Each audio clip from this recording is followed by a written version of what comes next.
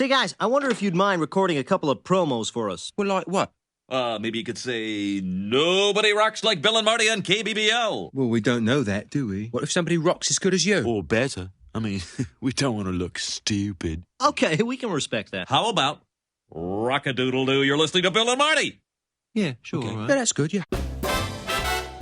Hi, everybody, and welcome to the Springfield Googleplex, the movie podcast for Simpsons fans, brought to you by ThatShelf.com. Each week, we take a movie parodied on The Simpsons. Maybe it was The Simpsons that introduced us to the film, or maybe when we finally saw it, we realized, hey, that's where that Simpson joke came from. Regardless, each week we pick one that one of us hasn't seen or hasn't seen in a while, watch it, and come together to discuss. I'm your host, Adam Scholes, and joining me as always is the David St. Hubbins to my Nigel Tufnell, my co-host, Nate Storing. How are you today, bud? I'm pretty good, I guess. You know, it's only Tuesday and it's already been a long week, but here we are. That's where's your usually you throw in like a movie reference in your response. I couldn't. So.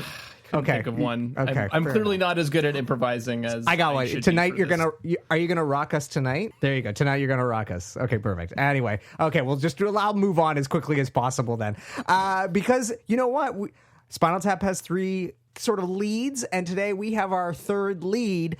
Joining us is our Derek Smalls, if you will, film scholar and That Shelf contributor, Marko Djurdjic. Welcome to the show, Marko. Thank you. I guess I am kind of looking like Harry Shearer these days. Very rough and very mustachioed and haired up. But you are wearing a shirt and not a like a oh, that's underneath the harness. Okay, a leather vaddy outfit. Perfect, beautiful. Well, if it wasn't clear from our intro, this week we watched Rob Reiner's 1984 rockumentary, This Is Spinal Tap. You might remember it from such Simpson episodes as Season 3's The Otto Show. But before we dig into the film, Marko, we always like to start with talking about The Simpsons. And since you're, new to the show, we'd love to sort of get into your relationship with The Simpsons. When did you discover it? Are you one of those people like us who've been watching it forever and it's like seeped into your subconscious? Or what's your story there? Oh, it has seeped. It is deep. Yeah, I was one of those kids where like The Simpsons was taboo in the household. And yet somehow I managed to watch 9 or 12 episodes a day, every day for about, 8 or 9 years when it was on at 5 and 5:30 and 6 and then 8 and then 8:30 and then 9 and then 9:30 and then the repeat of those 2 episodes at 11 and 11:30. And so, yeah, it was funny. It wasn't until I was much older that my parents realized that The Simpsons were a satire and not kind of celebrating boorishness, but were making fun of it. And now they think it's hilarious and they think it accurately depicts what America is. Wow, that's a big turnaround. Most kids don't have that story of their parents coming all the way around and being like, oh, I get it now. Which is kind of funny because when I was in middle school, my parents bought me, maybe even junior school, they bought me a t-shirt with Homer and a beer, and it said, kids, you tried your best and failed miserably. The lesson is never try. Like, they bought me that t-shirt, which is, they probably got it at like Spencer's Gifts or one of those kind of t-shirt kiosks at Square One or something. But yeah, it's funny that they would buy us stuff like that and let us play the Simpsons video game, but we kind of technically weren't allowed to watch the show, even though, again, we always did. Both me and my brother, he's also a huge fan, and we have been ever since we were very young. It is funny, though. We've sort of talked about this a bunch. Obviously, not growing up in the States, I don't know, but like growing up in the 90s in Canada, like you said, there were just these blocks of Simpsons reruns. Right. And you Absolutely. could just, before DVD era even, you could still like consume hours and hours of Simpsons content. And I don't know if that was the case in the States. Like, I'd be really interested to talk to like American teenagers from the 90s. And like, obviously the show was like a cultural icon as it was airing live. But I don't know if it had the same like obsessive run like it did up here. But it is interesting because I feel like everybody I know from sort of, I assume we're all of the same era and age, all have this similar touchstone of like, yeah, I wasn't just like watching it on Sunday nights. It was watching it like every day at 5 o'clock on CBC of all things. Like, yeah, and that's the thing. What's unique about The Simpsons is it was on so many different networks. Right. So I don't understand how all these networks were paying for syndication. It was like CBC, Channel 3, whatever that was at the time, Teletoon, Fox, the Comedy Network. Like, it was on 5 different channels or 4 different channels every single day. And so obviously I consumed hundreds of hours and can quote and know the episodes up to like, season 13, 14, that era where which is kind of where your show that's sort of where we taper off to. Yeah, exactly. I'd say that's longer than many people who kind of tapped out at season 10 or 11. So there you go. Yeah, somewhere around the like early 2000s was when. Now I catch an episode here and there, and sometimes they're really funny, and sometimes they're not. So I guess my next question then is sort of like, because the whole premise of our show is that The Simpsons sort of influenced Nate and my relationship with pop culture and with sort of like classic cinema especially. Would you say that that's sort of the case for you? Do you have lots of these experiences of like, I saw the parody and then saw the movie and I was like, oh, wait a minute. Like, and can you think of an example that comes to mind? Oh, absolutely. So many of them. Like Citizen Kane, definitely saw the Bobo episode before Citizen, like years and years before, obviously. Spinal Tap as well. I had no idea they were a real band till I was in university or something. 2001 A Space Odyssey. That's the one for me that really sort of, I didn't even know it existed. But just, again, when I finally saw it, I was like, oh my God, the amount of references on The Simpsons is just like obscene. Like, it's crazy. And now I have a poster right here on the wall next to me. It's not a Simpsons poster, but it's the 2001. A lot of it also came from the Halloween episodes from the Treehouse of Horror. Sure. Bram Stoker's Dracula, the Francis Ford Coppola version, which is basically a full-on riff. And in that segment, there's also The Lost Boys, Terror at 40,000 Feet, or whatever the Twilight Zone episode is with the gremlin on the side. The list could go on and on. King Kong, obviously, which you folks did an episode on a little while back. And I had that Simpsons book that had all the kind of like fun facts inside of like all the movie references. It's literally sitting behind me. If you look, that red thing there is the giant. Oh yeah. I can see mine right over there. Yeah, it weighs more than me, I think. But it was full of it was chock full of references and breaking it down and telling you where these things came from. Even something as simple as the one with the substitute teacher where Dustin Hoffman comes and they have the Miss Krabappel leg and you're like, that's from The Graduate. Things like that in retrospect you remember from The Simpsons more so than even the first time you watched the movie. You remember it from The Simpsons. And that happens to this day. To this day, I'll be like, oh my gosh, this was parodied on The Simpsons 27 years ago or whatever it is. So yeah, sometimes it's funny when it goes in reverse of like you forget about, at least for some of those earlier seasons or whatever, you forget that there was a parody and then you see the film and then you go back and you like I've been rewatching old episodes for the show or whatever, and then sometimes like you'll see that thing and be like, oh yeah, like that's a movie reference and now I know the movie. It's like the cat chasing its own tail or whatever kind of thing. And I mean, sometimes it's also not just like the Simpsons episodes that are based in parody, but even small things like the one where sorry, I'm laughing. It's the Fugitive reference where Milhouse has to jump off the thing and then he goes like,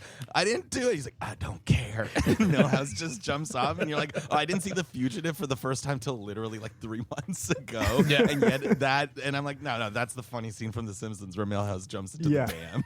It does have a tendency to ruin. There are definitely like tense moments in certain movies that have been ruined because I know the Simpsons joke. Yeah. It can kind of go either way with those parodies where sometimes it's, it's just this moment of recognition, but you're like, oh, wow, now I like get this thing and it's a big cultural thing. And then other times you're like, wow, this movie doesn't, like for me, I watched The Fugitive recently for the first time and I was kind of like, whatever. 2 out of 5. Yeah. It didn't really do a lot for me, but that scene, I was like, oh, yeah, oh, right, of course.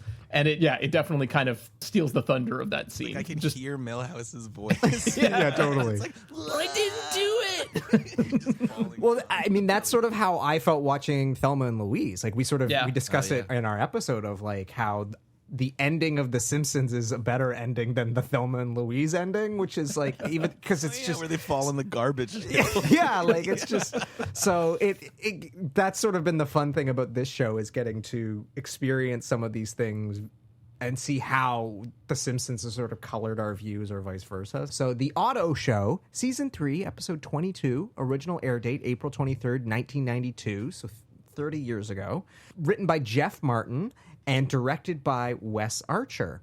And to call this a parody is maybe a bit of a stretch. It's not really a parody of Spinal Tap, but Spinal Tap is featured. Bart and Milhouse go to see Spinal Tap in concert. They have a bunch of funny comments. I was trying to figure out like how this sort of maybe came about, and I listened to the commentary, and they don't really get into it, but this was in 1992, which was the same year that Spinal Tap put out an album called Break Like the Wind. And will our voices be heard, or will they break like the wind? So I imagine like maybe it's sort of like a synergy kind of situation. Well, and Harry Shearer, right? Well, yeah, and Harry Shearer is Harry obviously... Shearer was probably like, look, I have this thing coming out, can we just, give it a little nudge? You scratch my back, I'll bring 2 members of Spinal Tap. Yeah, so, and then I was reading up trivia on the Break Like the Wind album, and I just thought this was really funny. I don't know if you guys remember, like, the 90s and the packaging of CDs and how there was this thing called the long box, and so the CD would be like this, but then it would be in a box, so it was like this. Costco always did this, and my dad bought a lot of CDs at Costco. So apparently, originally, the CD was packaged in an 18-inch extra long box as a satire against the controversial packaging policy of long boxes, which was increasingly criticized as unnecessary and wasteful. So just the idea of an 18-inch. I mean, that's very, very Spinal Tap thing to do. So God, that's ridiculous. Like, I have records here, just thinking of 6 more inches on a record. Yeah. Oh my gosh. Yeah, I can't even imagine. So basically, they go to this Spinal Tap concert, and the radio announcers from KBBL are interviewing Spinal Tap, and there's the great line about how they started doing really well after the Berlin Wall fell. Well, after the Berlin Wall fell, our records started selling on the dismal side of the Iron Curtain, and naturally that gave us a boost. We're very big in Bulgaria, and what's his name, Yadagaria, Hungary. Yeah, whatever. I can't think of anyone who's benefited more from the death of communism than us. Well, maybe the people who actually live in the communist countries. Oh, yeah, I hadn't thought of that. And then this is a funny thing that I noticed because I had watched the film and listened to the commentaries and all this stuff. There's the line where they talk about they just bought their own soccer team. Right, and right. To my ears, it sounds like David, or the Michael McKean character, is speaking it, but it's animated so that Nigel, the Christopher Guest character, is saying it. So I don't know. This might be like a 30-year later goof that only super nerds like me have noticed, but... Yeah. Well, and from what I hear, Christopher Guest was kind of a pain in the ass on the show. Like, on the commentary, they kind of allude to it without saying it quite out loud, but they're sort of talking around it. So I wonder if they literally just got Michael McKean to say a line and then dropped it in. Well, apparently this is not uncommon, that funny people, just because they're funny on screen doesn't mean that they have great senses of humor in real life. So I mean, even Harry Shearer kind of has a bit of a reputation of being prickly.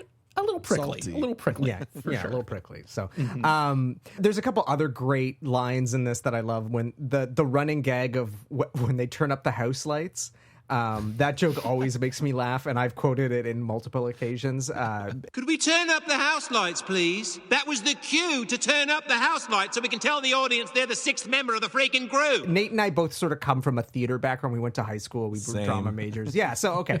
And so whenever I was on a stage during tech or whatever, that was definitely a line that I would start shouting out to the tech Just crew. trying to bring a little tiny thrill into the great little lives. I still say my vision all the time. Just like, oh, my vision. And it falls in the water. It's like the splish splash. So like literally every line that they say is just unreal. And this is the first time they didn't improvise, which must have also been kind of... And it's actually not only the first, but the only time in the history of Spinal Tap that they had to read lines and that they weren't improvising. And it would have also been lines that they didn't write too, Exactly, so which is probably especially weird for them. So like, it's one thing to read lines; it's another thing to read like somebody else's dialogue. But I will say, Jeff Martin or whoever in the staff wrote their dialogue. They did a really good job of capturing the sort of like Absolutely. insanity of their like what they say. Like they do a really pretentious good and job with incredibly that. stupid. Yeah, exactly. Well, it's the line from the movie. There's a very, very fine line between clever and stupid. So the rest of the episode, I mean, they're basically in that first 5 minutes of the episode, and then there's a quick little cameo by them at the midpoint when their tour buses run off a cliff. Apparently, that was one of the challenges with Christopher Guest, was that they were trying to get him to say, "Ow, my strumming hand," when they crash. And he refused to do it. That's such a great line. Yeah, Why would you? but he was like, no, that's a dumb line. I don't want to read it. But it also shows. I love that scene because it shows how oblivious rock stars are. Because in the thing, they're like, "Oh, it was a good show last night." Yeah, it was. Yeah, like they all think it was a good show. They played for 20 minutes and caused a riot, and they're like, "Oh, it was a good show." Last night. Yeah. Well, maybe for Spinal Tap, it was a good show. Yeah, They it's didn't true. play an airfield or an Air Force base. Right. Yeah, and their drummer didn't spontaneously combust. So they're, That's true. There's that. And the long and short of it might have been okay. But yeah, there's just a couple other favorite moments, like the line of when Bart corrects Otto to tell him that Homer didn't call him a bum, he called him a sponge. And he's so much more offended by that. That, by the way, is to this day one of my all-time favorite Simpsons lines when he goes, "Sponge, does this look like something a sponge would do?" Oh, you got a good Otto. Yeah, I was going to say, that's a very good... wall. Otto Man, of course. Yeah, that has to be like, just like he's incensed by this idea that Homer Simpson called him a sponge, and then his rage, so he can staple it to Homer Simpson's big bald head. That little section, unbelievable. It's so good. Best So moment good. of Otto on the show. Yeah, they don't do a lot with Otto on the show, usually. they There should. aren't very many Otto-centric episodes, so it's nice Well, to see him sort of get a allude to that chance. in the commentary. Yeah. They're like, his voice we is don't really. His voice is annoying, and we realize that very. I mean, they do have the episode where he marries Becky, and Marge thinks she's usurping her, but that's the only other like Otto heavy episode I can think of, because he's not one of the characters that you're sort of jonesing for more of. He kind of works just in like small little doses for little jokes, like Zeppelin rules, Like in and Homer Palooza. Yes, the exactly. shoes. Don't worry, we won't eat you. I always wondered, is he supposed to be Slash? Like, is that kind of who they're riffing? The big curly hair, he's into metal, he plays guitar. Yeah, Like, is there a bit of that influence in there? This is like, throwing it out to the class. I think it's always just wondered supposed to be like a metalhead kind Hesher, of, like a yeah, Hesher. just like a vibe Yeah, of Hesher. those guys, because that definitely was a look and a vibe in that era. Like, which again, people were probably trying to be like, oh, I want to look like Slash. Right. But It smells like Otto's jacket. and then one of my other absolute favorite moments in this is when Bart does his Marge impression, when he's like, "Mom, I had a feeling you would think you would say this, so I took the liberty of recording our conversation." What conversation? Mom, can Otto live in our garage for as long as he wants? He sure can. Which is just like, I have this running gag that all of my friends give me grief over, of whenever I quote my mother, I do a Marge Simpson impression. And my mom doesn't sound anything like Marge, but I'll be like, oh yeah, my mom, she was like, Adam, you have to come home this weekend. And like, to this day, my wife was like, really good Marge, she too. doesn't sound anything like Marge. But to me, it's just like, that's the mother voice, is doing a bad Marge impression. So that moment is really... Homer's reaction to that. Homer's reaction where he's like, "Marge, how could you?" He's like so shocked that she would do this. I tried to take notes of kind of like good moments in this episode, and I have about 45. It's just like zinger after zinger after zinger. Like even during the concert when the devil deflates. Yes. Filled up with air, it's very evil and impressive. We salute you, our half-inflated Dark Lord. Oi. Harry Shearer's character's in the shadows because the spotlight is in the wrong place. Yes. And then he has to like walk into the spotlight because it just shows how kind of incompetent not only they are, but their crew is, and the pyro guy exploding, and then the wind machine. Like, it's just like one after another of like, this is the worst band in the world.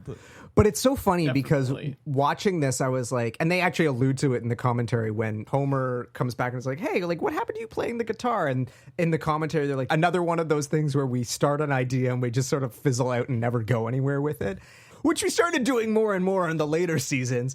But the thing I would say about this is this definitely has that sort of like early Simpsons vibe of like, it's totally meandering and it's just like, there really is no plot to this episode. It's like, no, there's a Spinal Tap concert, Otto kind of moves in and then I feel like they get better at the Act 1 doesn't relate to Act 2 and 3. Act 2 and 3 have a very sort of clear ABC plot line. Whereas this is just kind of like, it just kind of waffles around. Not in a bad way, but it just has that feeling of like, you can tell that they're still trying to find their voice and their style and how they're going to structure their narratives. Like, it has a very early season 2, season 3 era structure to it that, because most of the episodes Nate and I have been covering recently, for whatever reason, have been season 7 and 8, like sort of the Oakley and Weinstein years, to go back to an Al Jean, Mike Reese era episode, I was like, oh yeah, the show feels very different at this point. Yeah, it almost feels like a compilation of jokes and this kind of loose plot around it. Because again, I have all these moments, but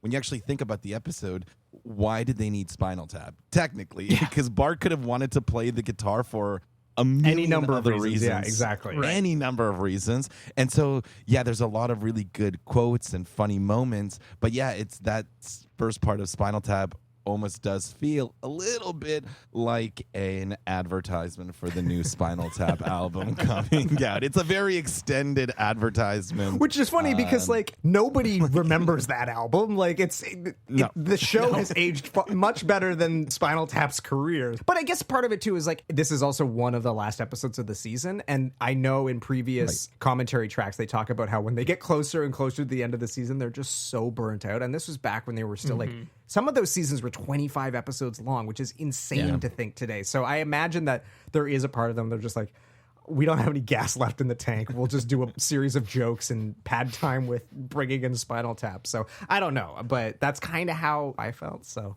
and then Nate, you found something really, really interesting. Tell us what you were able to discover. So in this episode, before they go to the show, Marge is kind of like a little concerned about whether the spinal taps, as she calls them, will play too loud.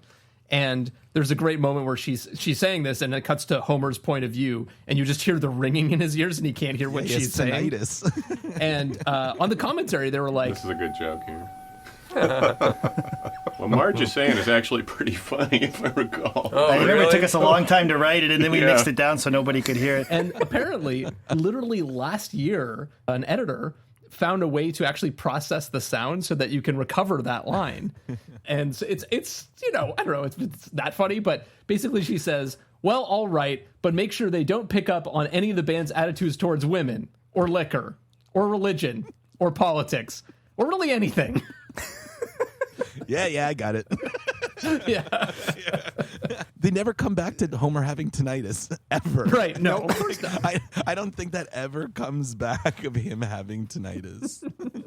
No, it's a one-off joke, but it's a solid joke. And it's so funny because when I was watching the episode I think I watched it on Friday or whatever, I was like, she's clearly saying something. I wonder if there's a way to like make out what she's saying. And then Nate, you sent me that tweet literally the next day, and I was like, what are the chances? So, but amazing that it took until now. Like literally no one had done that for 30 years. and then someone just decided to do it. I'm sure the technology's gotten a lot better too, to kind of with all this AI stuff that's out there, that's probably part of it. They were finally able to clean it up. So Homer definitely has some really good moments in this episode. I mean, when he's singing Spanish Flea and the SWAT team is coming in and he is completely oblivious to that. And I think my favorite scene in the whole episode is when Marge is like, we should get Bart a guitar, and he says, we already have a guitar, and he has the one that's like the Pop Goes the Weasel, and you just see Maggie's arms reach up into the shot to reach for the guitar. It's like such simple, innocent, and really good visual humor. Somebody said like Maggie should reach up towards the guitar, right? And then he like hits it on her crib and then hits himself on the head. Just such simple stuff that it builds him as a character of being kind of like, everything's cool, everything's fine. And then we also get the flashback where it's like some of the best moments of my life were in the back seat of a car, and he's just by himself eating a whole pizza. Right. Man, Been there. That's one of those classic jokes that, like, as a kid watching the show, I didn't get. And then as a teenager watching the show, I was like, oh. And now as an adult watching the show, I'm like, I can't believe they did that. Yeah. Like, so one joke, though, that I totally didn't remember, and now, being an astute observer of pop culture myself, that Otto, when he picks up the guitar and starts playing Freebird, he plays it for so long that they're late for school. Right. And, like, even something like that where you're like, you think that cut was, sending you forward an hour, but really it just sends them forward maybe 10, 15 minutes, which is still incredibly long for any song. Yeah. To And they last. paid for the rights to get that song, too. That's the other thing to remember. That's perfect. Yeah. That's awesome. Well, and on the Spanish Flea thing, on the commentary track, Dan Castellaneta is one of the people featured, and at the end he starts singing Spanish Flea from memory. The little Spanish flea, do we have to pay for this? By the way, You do. And so we Hid I hid inside a doggy from Madrid. Doggy from Madrid. That's all I know. That's all I know. So, ladies and gentlemen, if you just heard a big blank space, that meant we couldn't clear Dan singing Spanish Flea. It's so great. And they said, like, that cost them a lot of money. And I think Mike Reese said, like, one of the writers was friends with, like, the timpani player or something in Herb Alpert's Herb band. Alpert, So right? so that's how they were able to get the rights. So it was like they had to call in a favor. But yeah, it's a great song. I would be remiss if I didn't bring up Bart's fantasy sequence. I mean, like, he fans the stupid pigs. It's like so grim and so dark, even compared to Spinal Tap the movie, which obviously goes into some of that stuff. Like, the keyboard player in Spinal Tap is always on something, even when he's getting like electroshock treatment while playing keyboards. But like, that is one of the grimmest things I've ever seen about music. And of course, I said slag off. Right. Like, I remember that scene where he's like lying on the bed and his hair's all disheveled and he's kind of like surrounded by cigarettes and alcohol bottles. When COVID first happened, I was like, 1 month in quarantine. And it was just that image. I like put that up on some form of social media to be like, yeah, this is how I feel. Slag off, man. Yeah. Well, and then of course he's just like, cool. His response is like, cool. But I also love that for some reason he's a British rock star. Like, he grows because of course he is. Spinal Tap. Yeah, exactly. But he's British on stage, but then he's not British backstage because he's like, me fans are stupid pigs. And then backstage it's just the regular Bart voice. So he's like completely this kind of like performative thing of when you're on stage you're one person and when you're off stage. And Milhouse as his roadie, like it's just No, he's his bass player. Right. Oh, he's his bass player. Okay, well, they're even better. You changed, man. It used to be about the music. I said slag off.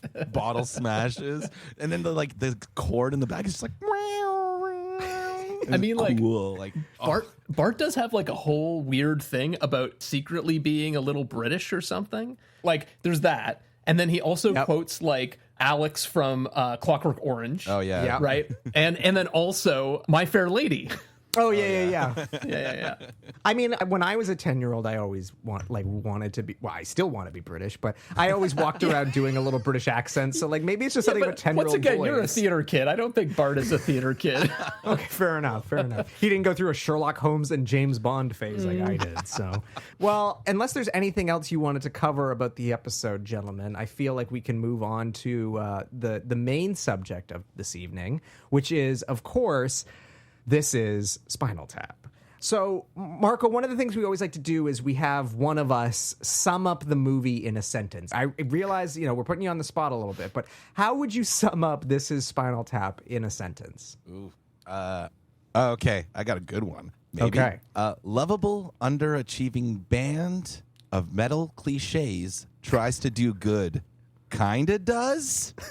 Nice. I think that sentence had a semicolon in it. Yeah, question mark.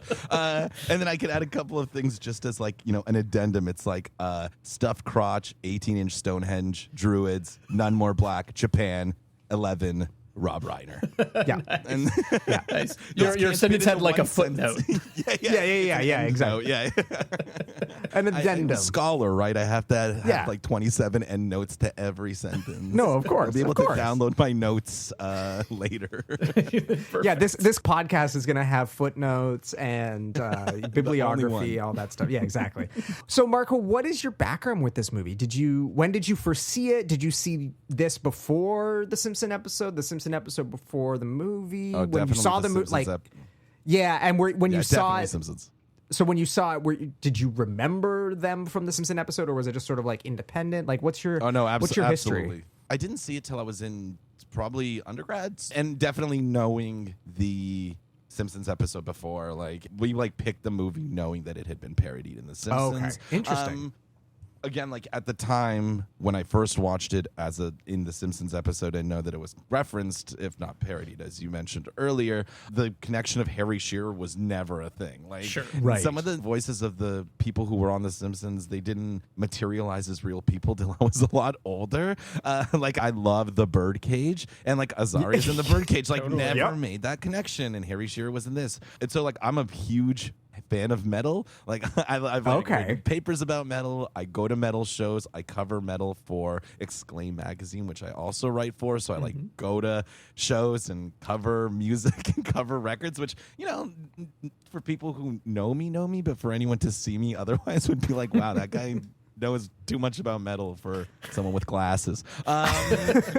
So like we were obviously big into metal even in university, and this is kind of like rite of passage for anyone who's into metal to see, because again, there's so few movies that are kind of both satirical and making fun of metal, but also completely sincere about why they're doing it and how they're doing it. And a lot of metal movies either take themselves really seriously or they're full out comedies. But there's moments in this film that are pretty serious and kind of rough, and you know, that whole mockumentary cringe humor, awkward humor is so present when, like, we'll obviously talk about some of these scenes, but there's scenes where they're arguing and fighting where you almost can't tell, are they joking? Because this doesn't seem fun. Right. This sounds like they're fighting for real, and the acting is brilliant, which again you wouldn't expect from a film that's supposed to be kind of dumb because it's about metal. But I always challenge anyone who thinks that metal is dumb. I think metal can be pretentious and can be kind of like self-serving and really performative, but I also think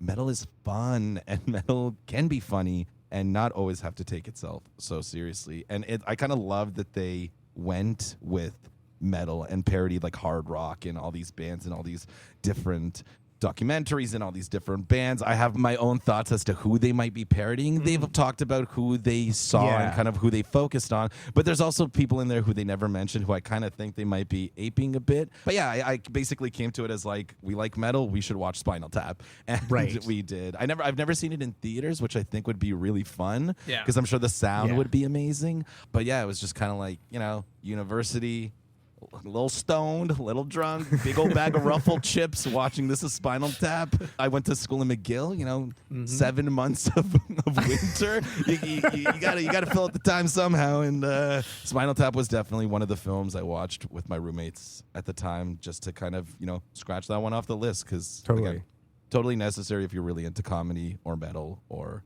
again, mockumentaries. A lot of people claim that this is kind of like the start of that genre and this style of filmmaking, which is, you know, 40 years on. Yeah, 40 years on. It's still one of the most popular ways to make television, make films. I mean, I'll argue that even stuff like found footage kind of comes from this. Obviously, any of those TV shows that grew hugely popular, like The Office and Parks and Rec and all of those, obviously come from it's so, kind of, it's funny how most modern comedies nowadays like basically use the mockumentary form as a means to, like, mostly sitcoms, but even some like features as well. But that's just how sitcoms are now. Well, like I think about like Modern Family is a perfect example, where it's like Modern Family is basically like a multicam sitcom, but they're using the language of Spinal Tap to tell it.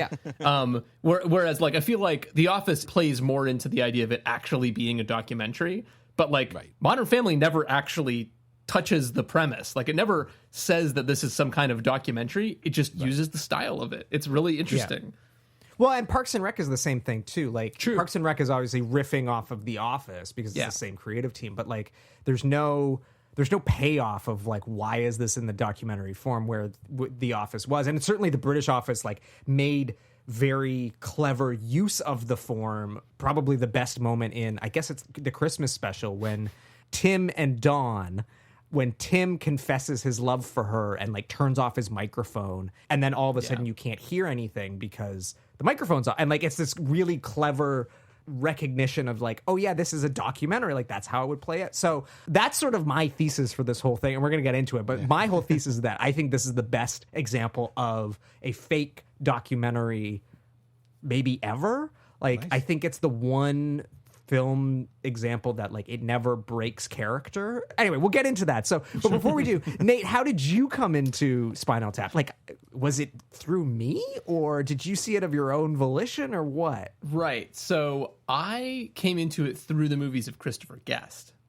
Okay, interesting. So I probably the first Christopher Guest movie I saw, I think, was Best in Show. Right. And then my brother, who's always been so my brother's a musician, so kind of relevant to this. Of course. And he's 6 years older than me, and he's always been a little bit ahead of me in terms of my own taste. And so it's like, you know, when I was 11, he introduced me to Radiohead, and I was like, what is this shit? And then like a couple years later, I was like, oh, I get it now. Yeah, exactly. And so I feel like movies, it's been a similar sort of thing. So like, you know, when I saw Best in Show, I was like, oh yeah, this is really funny. And then he was like, oh, well, you know, you should really see Waiting for Guffman. You know, and so like it was that was sort of my track, as I started there and then kind of worked my way backwards in time. Okay, interesting. And I don't remember when exactly I saw This Is Spinal Tap, but it would have been probably late high school or early university. Right. I'm not sure. And it was almost certainly with you because you're such a fan. Yeah, probably. And the other thing that I saw before I saw this movie is a little film called Danger Jameson. I was hoping this wasn't going to come up, but I had a sinking suspicion it would. So, which was Adam's own mockumentary feature that he made. The great long lost film. Yeah, that he made. Feature is maybe a stretch. That's true. It's not that long, but mockumentary that he made with our good friend Bill. It was sort of a send-up of This Is Spinal Tap, more or less. Except Bill actually did look like Sting. Yeah, Slash, you mean. Slash. Yes. Slash. Sting. I mean, it would have been better if he looked like Sting. Yeah, it was for our Comtech class, and we were tasked with creating a documentary about an issue in the school that mattered the most to us. And Bill and I said, no, we're gonna make our own Spinal Tap movie, and we did. And the good news is our teacher didn't fail us, and I'm pretty sure we got like an A or an A plus because we put a lot of heart and soul into it. The production value was good. I mean, yeah, no, exactly. And like we worked really hard. It's just like we did not follow the assignment at all. He would have been well within his rights to fail us. That teacher's just at home like, this is good. Yeah. So these kids are awesome. Yeah. Anyway, well, I guess that leads to how did I discover Spinal Tap? Yes. And that's why I was asking it, because I introduced Bill to Spinal, and he's listening right now. So hi, Bill. His favorite band in high school, I think, was Rush and Kiss. So he was sort of not quite metal, but like, although I guess Kiss is Kiss considered metal or glam rock? I guess it's kind of metal adjacent. Yeah. Or disco. Or disco. Yeah, depending on what. Yeah. So I just knew that he would like love this movie, and so I was like, and I remember like we were sitting in Comtech class, and I was just reading quotes from the IMDb page to him, and so like he went home and rented it that weekend, and then I was like, I really should revisit this, and I went home and rented it, and then it was just like for that year we were just obsessed with Spinal Tap. But the funny thing is that the subtitle for the Springfield Googleplex should also be AKA Movies Adam Saw Because of the AFI Top 100, because Spinal Tap was one of the movies that either because of the Top 100 or the Top 100 comedies, I can't remember which list it was from. 100 Years, 100 Laughs, probably. Yeah, exactly. I saw this, and they played the clips, and they played, of course, the clip they showed was probably This Goes to 11, and then the Hello Cleveland Can't Find the Stage thing, which I was in stitches. I thought this was so funny.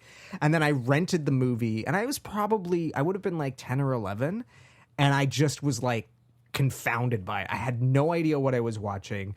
there was tons of swearing, which at the time would have been like kind of off-putting for me as like a not even a teenager yet. I don't think I finished the movie because I just didn't get it. And then in high school, revisited it once I kind of like understood what it was supposed to be.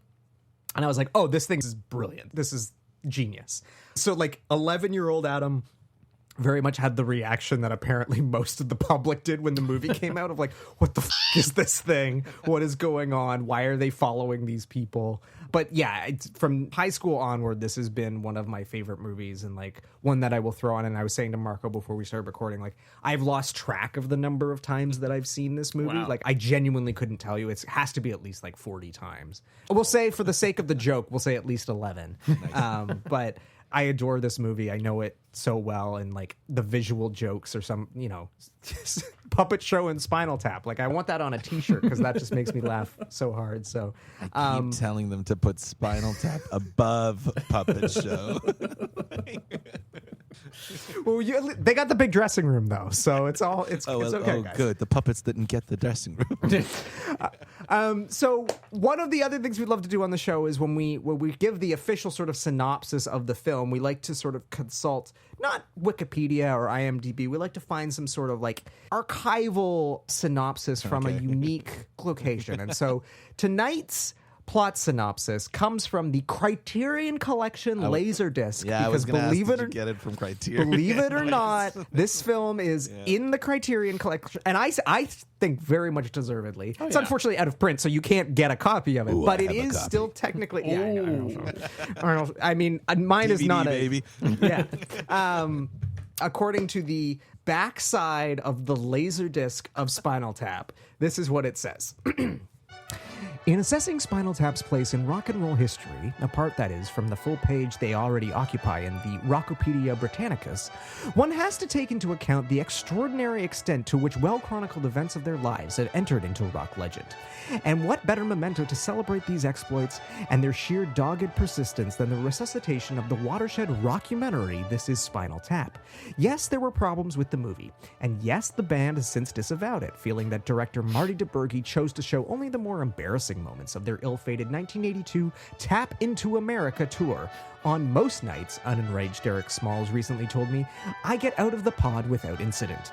But why pick nits? As musical documents go, it doesn't get any more raw and authentic than this.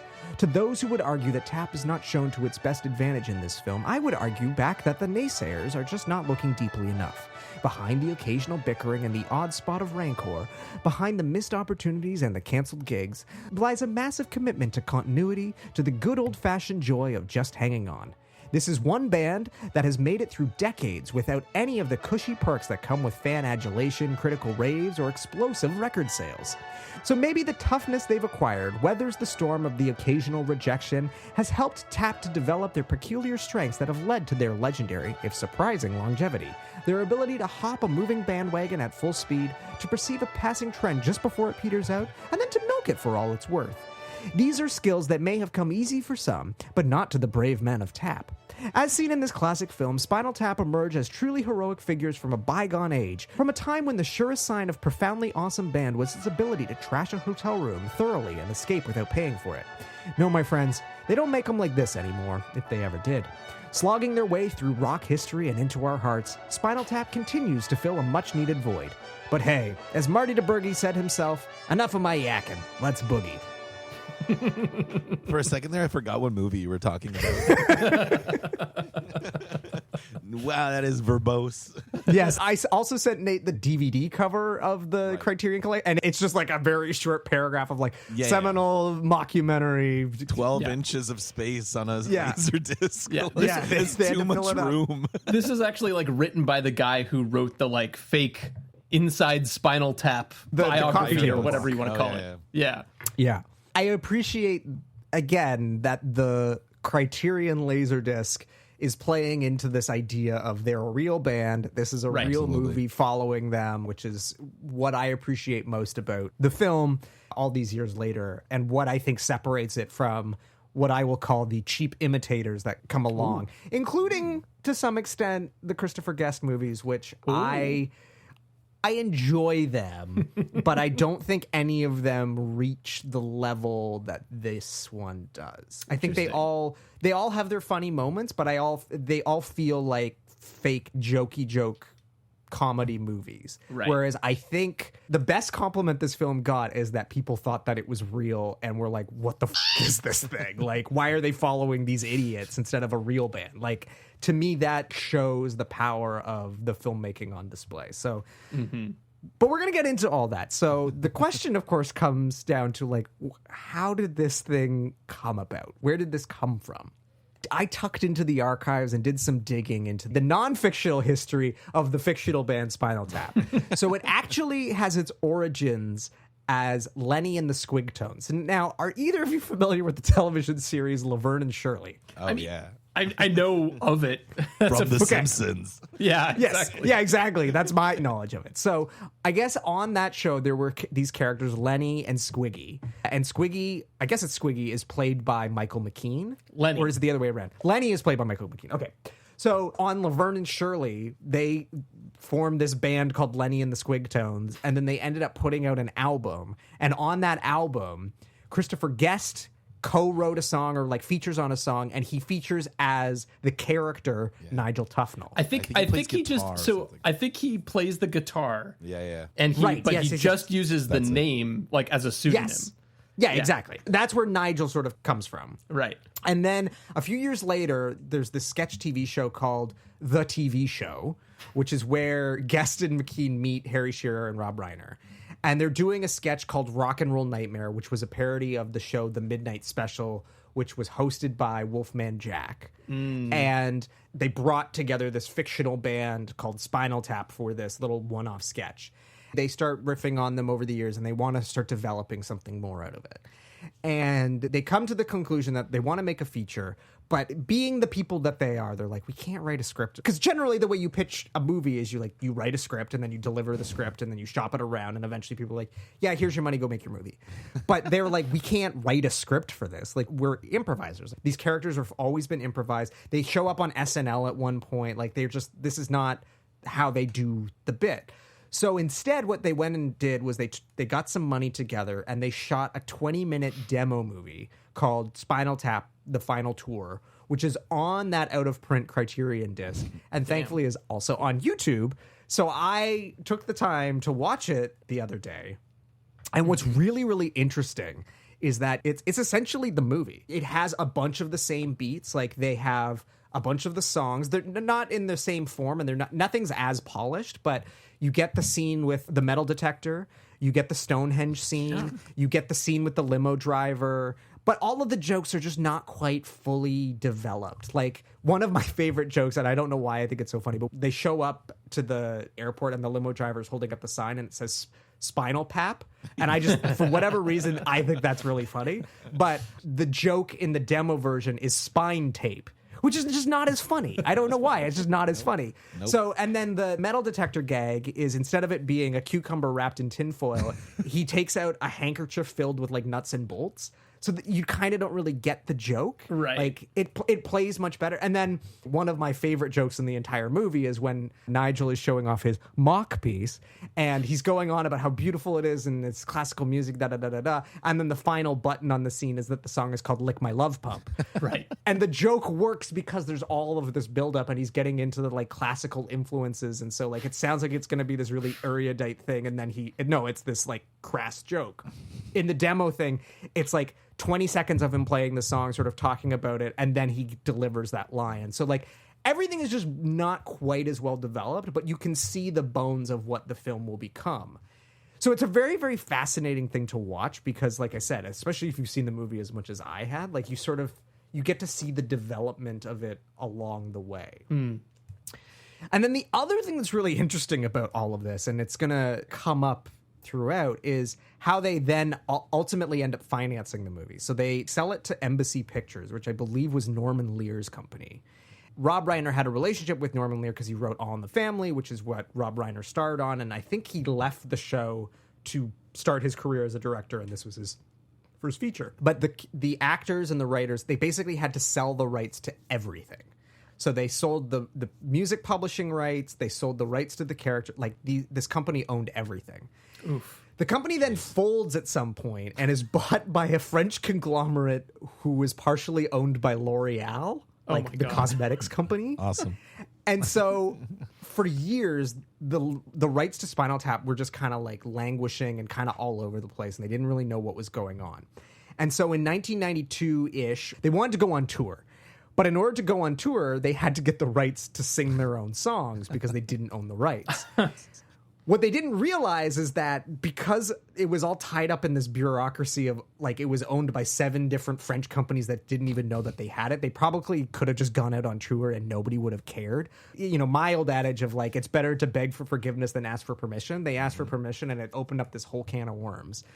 So they basically had to buy back the rights to their songs and to their characters. But in that, there was a clause that as long as that they continue to do something new with the characters every like 5 years, they maintain the rights. And if you look, it's interesting because every 5 years or so, Spinal Tap will just randomly appear out of nowhere. So they had their Break Like the Wind album. They had their Back from the Dead album in like 2009. In 2000, they had Tapster, a website that was a parody of Napster. They did the Live 8 concert. And then I have to imagine that this upcoming Spinal Tap 2 sequel that's coming out, apparently the rights have all been cleared up, but I have to think that that's part of it. Is that like that's why that thing is now happening? Is like, again, they got to renew the rights and make sure that they keep them. So that kind of explains partly why, again, I think this Simpson episode, like why that album came out, but B, why they're also showing up on The Simpsons, is that I think part of it had to do with, they're like, we need to do something new so that we can keep the rights to our characters. Otherwise, L'Oreal's going to own us again, and we don't want that. So I just thought that was super interesting that there's like, of all the companies that own Spinal Tap, it's, you know, a shampoo company. So yeah, that's actually very like Spinal Tapian. Yeah, in a weird way, yes, it is. We have to play this concert for L'Oreal again. Okay, well, do we want to like tuck into the like highlights and the lowlights of the film? Yeah, let's do it. I think the best place to start would be with our band members. Yeah. There's the 3 main members of the group, and then obviously the director of the film, Marty Djurdjic. And those 4, so the 4 guys are the ones who are credited as the writers on the film. So it seems like that's a perfect place to start with. So do you guys have a favorite tap? Yeah, who do we start with? Because you could make an argument, I think at least for either Guest or McKean, right? Yes, I would say so. But I would say, here's my argument. I would say Guest is the one who takes this format and runs with it. Yes. And agreed. so even though in some ways I think McKean is kind of the front man, I think that Guest deserves the first look. All right, perfect. Let's start with Lord Christopher Guest, because he is the 5th Baron Hayden Guest. Yes, so he is actually a lord, which makes his wife. You know who his wife is, right? Jamie Lee Curtis. So what's her title? Do you know? I guess that would make her the Lady Hayden Guest, because I think Lord and Lady. So yeah, the Lady Hayden bitch, Guest. Jamie Lee Curtis. Yeah. Okay, well, Nate, like, tell us a little bit about Lord Hayden Guest. Yeah, so I did a little bit of background research on this, and feel free to jump in because you probably know more about these things than I do. But I think both Christopher Guest and Michael McKean had some like experience playing music, like early on in like high school and college and all of that kind of thing. Interestingly, Guest started out playing country music and bluegrass, and then kind of like eventually found his way into like rock and roll. He really started acting in the 70s and eventually landed a role on the National Lampoon Radio Hour, doing both sketches and musical parodies, like right from the very beginning. So I thought that made a lot of sense that this is sort of the direction he goes. And if I'm not mistaken, that's where he met Tony Hendra, who plays Ian, the band manager. He was also a member of the National Lampoon Radio Hour. So that's sort of how that guy gets involved in this group. Yeah, and he's great. I mean, it's a smallish he's role, so good. But you really need that just that personality. He's a little sleazy and a little incompetent. You know, it's great. Fuck the napkin. But yeah, this is like his first big role, basically, at least in film. And that's the story for a lot of these guys. He was also an SNL cast member in 1984 and 85. And apparently that was an extension of a Spinal Tap appearance as guests on the show. So they basically like show up as Spinal Tap, and then they get offered the job to stay on the show, and Guest takes it, Shearer takes it, and McKean is like, nope, I'm good, thanks. And that is, if I'm not mistaken, that's the famous Dick Ebersol season of Saturday Night Live. Where he basically fired the entire cast and hired this. This is the craziest cast of Saturday Night Live, because like you wouldn't realize that all of these people necessarily were on the show. So it's Jim Belushi, Billy Crystal, Christopher Guest, Rich Hall, who I don't know if you're a big fan of Whose Line Is It Anyway, the British version. He was the American who was always randomly showing up. Julia Louis-Dreyfus from Seinfeld. Harry Shearer, although he quits like halfway through. Yeah. And Martin Short. Right. So like an incredible cast. Yeah, an incredible cast. But like all of them basically did 1 year, and then that was it. Christopher Guest being one of them, that he's only there for 84, 85, and then he's gone. And then, of course, like the thing that he's most known for is basically going on to do all of these other mockumentary movies, right? He did do a couple other Rob Reiner projects. He is famously the Six-Fingered Man in The Princess Bride, and he was also in A Few Good Men. But then he goes on to do Waiting for Guffman, Best in Show, A Mighty Wind, For Your Consideration, Mascots. Yeah. And arguably, you know, in my opinion, maybe to diminishing returns a little bit. I think I don't fully agree with you, Adam, actually. I think there's sort of this balance that maybe is never totally struck in any of the movies, where this one is so unstructured. It's part of maybe why it works in terms of feeling like a documentary.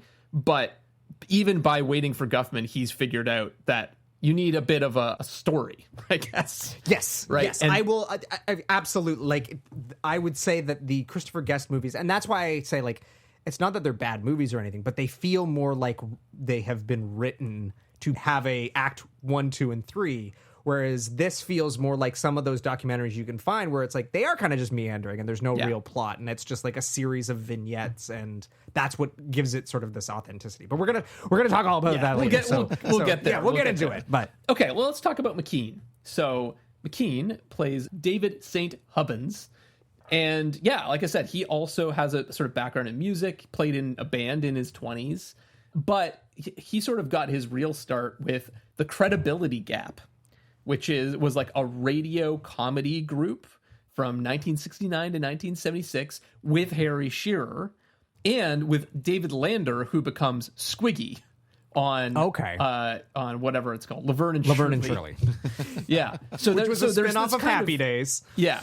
There's this kind of like group of people that are all kind of floating around in these various groups. So then he's in Laverne and Shirley, and that's from 76 to 82. So he's on there for a long, long time.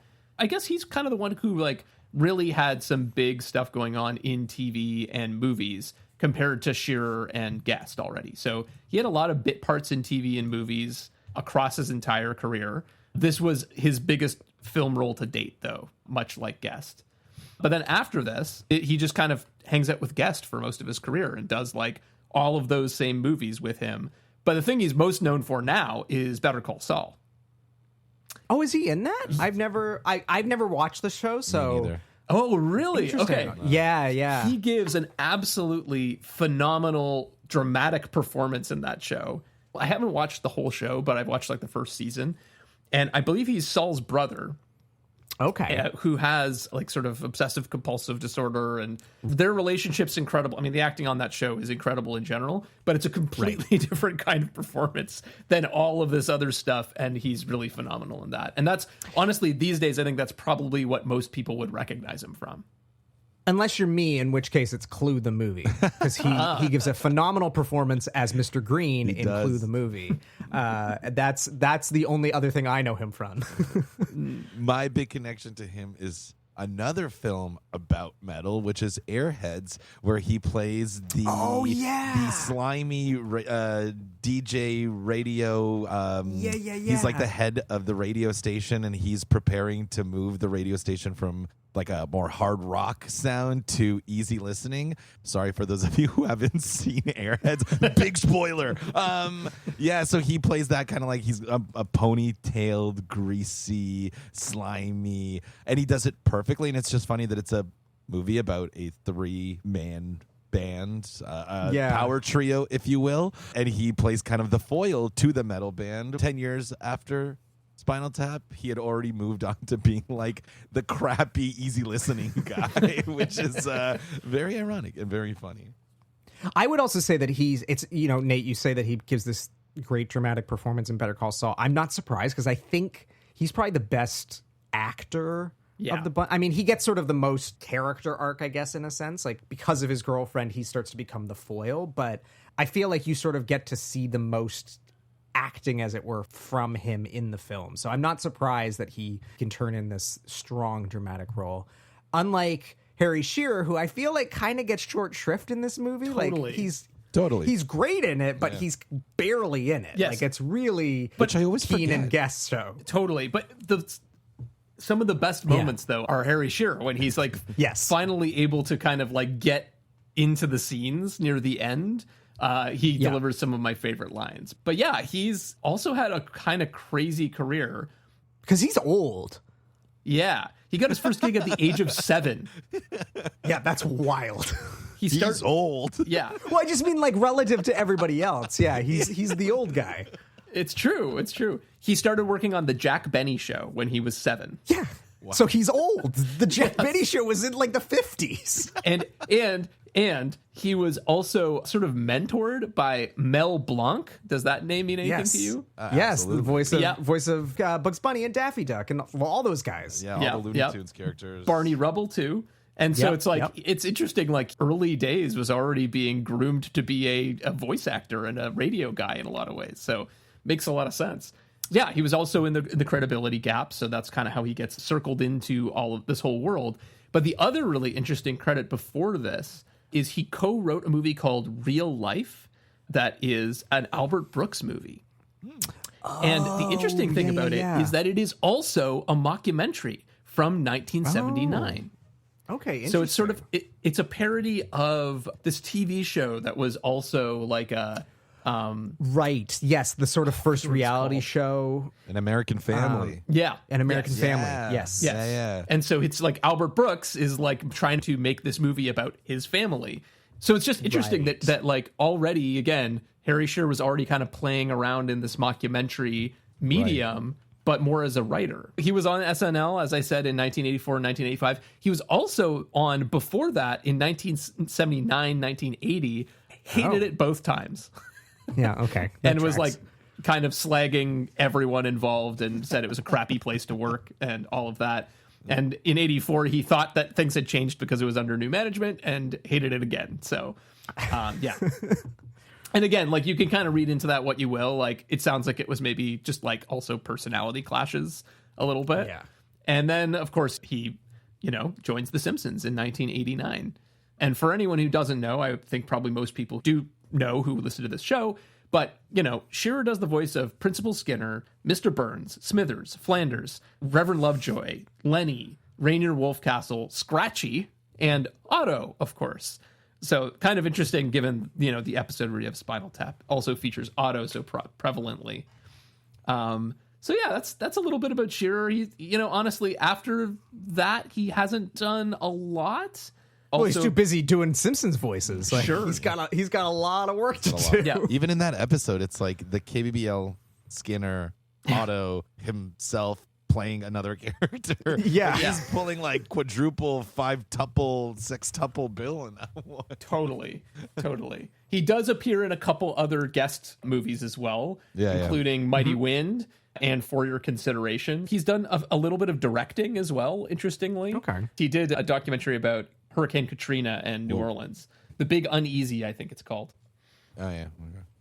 And then lastly, we got Rob Reiner in the role of Martin DeBurgi. My man. I love me some Rob Reiner. Yeah. This was quite an interesting thing. Again, like when I first saw this, I didn't get this at all, right? Like didn't understand what he was trying to do. Didn't really know who Rob Reiner was. So now, really? Okay. Yeah, no, because I saw it in high school. I didn't have any idea who Rob Reiner was. But like, you did not have the coming of age like most 10-year-old boys did of seeing not Spinal Tap. That's what we're talking about. Me. Stand By Me. Like Stand By Me was like a seminal film for me as a like my favorite movie of all time. I saw Stand By Me in high school. Yeah, well, yeah, I guess because your parents liked Black Beauty and Star Trek, so Yes. you didn't watch movies. Yes, exactly. I probably saw The Princess Bride first. And good, but okay. But like again, it was at an age where I didn't know who directors were, so it was like I didn't associate it with fair. Rob Reiner. But more recently, it's like When Harry Met Sally is one of my like all-time favorite movies. So he's an incredible director, and I think it's always interesting. We talked about this before with Rocky a little bit, where you have this director that kind of originates a certain style, and then you have a star that kind of runs with it. Right. Yeah, totally. And like Rob Reiner is so good at coming up with these really inventive formats for movies, you know? Because like The Princess Bride is so original, and When Harry Met Sally is also so original in terms of the way that it presents the story. It's not at all shot like a mockumentary, but it does have those sort of interviews, moments of cut in with the couples and everything. But like, I think he is a really big, important part of why this movie works. And Guest kind of takes it and runs with it, but it definitely feels very different what Guest produces. I mean, listening to the thing that sucks the most about this Criterion disc going out of print is that on all subsequent home video releases of Spinal Tap, the only commentary track is an in-character commentary track from the band. And it's hilarious. It is absolutely hilarious just listening to these three guys riff for 82 minutes. But what you lose is the Criterion disc has a cast commentary where it's the three actors telling you sort of like how the movie came about and telling, you know, anecdotes and stuff. And then a commentary with the crew. So it's Rob Reiner, the producer Karen Murphy, and then the editors, Robert Layton and Kent Beta. And Reiner really gets into like the nitty gritty of like his philosophy of making this movie and the philosophy of the editing structure and the structure of the movie and where he thinks he went wrong and what he would do differently with retrospect. But like, you know, this was his first movie and like, he really was learning on the job and he knew he always wanted to make movies, but like acting was sort of a stepping stone into becoming a director. And I've long maintained that he might have the greatest run of any filmmaker ever, because I want to read these to you. Because this is consecutively. Wow, there's one in between, which I haven't seen, so I can't actually comment on. But so starts with This Is Spinal Tap. Then he makes a movie called The Sure Thing, which kind of doesn't exist. And I only is it good? You've seen it, Marco? It's actually really good. So me and my friends have this thing where we try to find a director that has 4 amazing movies in a row. And it's actually much more difficult than you might think. No, and exactly. Rob Reiner like blows them out of the water. Well, so so this is what I was. Yeah, some would say Few Good Men, but Few Good Men's not that great. Well, so This Is Spinal Tap, followed by The Sure Thing, which I haven't seen, but Marco assures us is great. Followed by Stand By Me, which I maintain is a masterpiece. It's great. Followed by the movie Princess of all time. Yeah, followed by The Princess Number Bride. An excellent selection. Followed by The Princess Bride, which is a masterpiece. Followed by When Harry Met Sally, which is a masterpiece. Followed by Misery, which is a masterpiece. Awesome. Followed by A Few Good Men, which masterpiece maybe not, but as courtroom dramas written by Aaron Sorkin goes, pretty good movie. And then the Chicago 7. Well, okay, let's not slag off Mr. Sorkin. And then a movie called North, which I haven't seen, and then The American President, which is actually pretty good as well. It's sort of like a dry run for The West Wing. So unfortunately, from that point onward, it's not bangers, but still, six a good run. Stone cold masterpieces. Like, and again, like not just good movies, but like very, very different movies that basically like launch different styles and other people, groundbreaking, like Nora Ephron and like all that stuff. You know, I mean, it's pretty incredible. Best in class in the genre that they're in. Just Totally. an astounding filmmaker and a very, very funny and by all accounts very, very kind man. And he's also along a the great way actor. He is Rob also Reiner's a great actor. He's so funny in like New Girl as Jess's dad, as the dad, and then also he plays the dad in Wolf of Wall Street, where he's really funny. Oh yeah, Leo DiCaprio's dad, and then Sleepless in Seattle, like him and Tom Hanks in that movie when they're sitting in the diner and he goes tiramisu.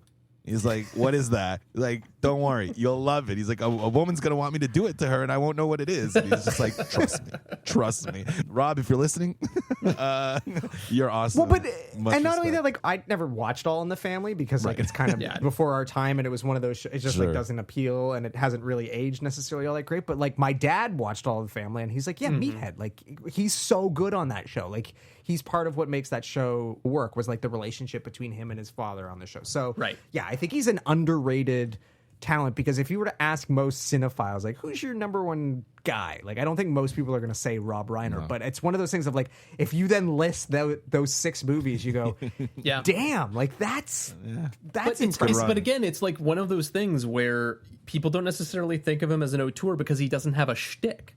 Right. It's like when you think about those movies, they don't necessarily seem like that they're directed by the same person.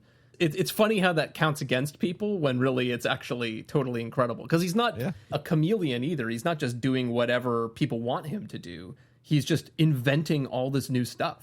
Anyway, we could go on and on, I'm sure. No, but you're right. It's just kind of like Spinal Tap mockumentary. Then Harry Met Sally is like rom-com apex. Yeah. Like obviously I would argue the greatest rom-com ever made, right? Like it's and Nora Ephron's obviously a great writer, and those two worked so well together, which is why she put him in Sleepless in Seattle. But then like Stand By Me, again, being my favorite movie, I could talk about it for years, but it's like, name a better coming of age film than Stand By Me. And also again, inventive with the bookended, where it's the writer telling the story, and he's writing the book that was written by Stephen King, and like all of those little things. And obviously Princess Bride kind of takes that same thing, reading the book, and it becomes this fantasy, but it starts as like a kid in Chicago with his grandfather, like taking this very minuscule event of a grandfather reading to his grandson and turning it into this fantastical experience, both for the boy and the grandfather and the people in the story. And then the ending, where he's like, maybe you'll come back tomorrow and read it to me again. Like,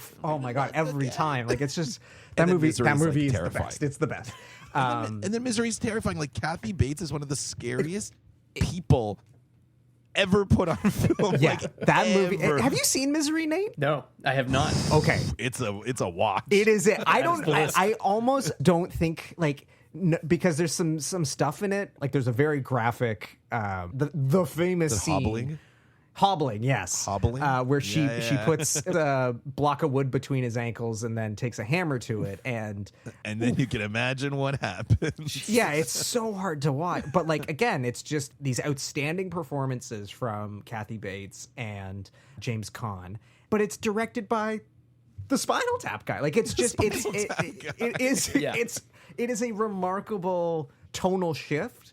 And to your point, Native, like, that's almost more impressive than the Fincher thing of like being able to, direct a stylish thriller over and over again. Not to discredit my boy David Fincher, like he's, I love him, but it's there is something to be said for. It doesn't have the 4-film run though, It doesn't have the 4-film run like Rob Reiner. No, because Benjamin Button's in there, and that kills the run. Yeah, that's almost like that should be the placeholder for any time someone has a bad film right in the middle, being like, that's his Benjamin Button. That's Benjamin Button. That's your BB. Yeah.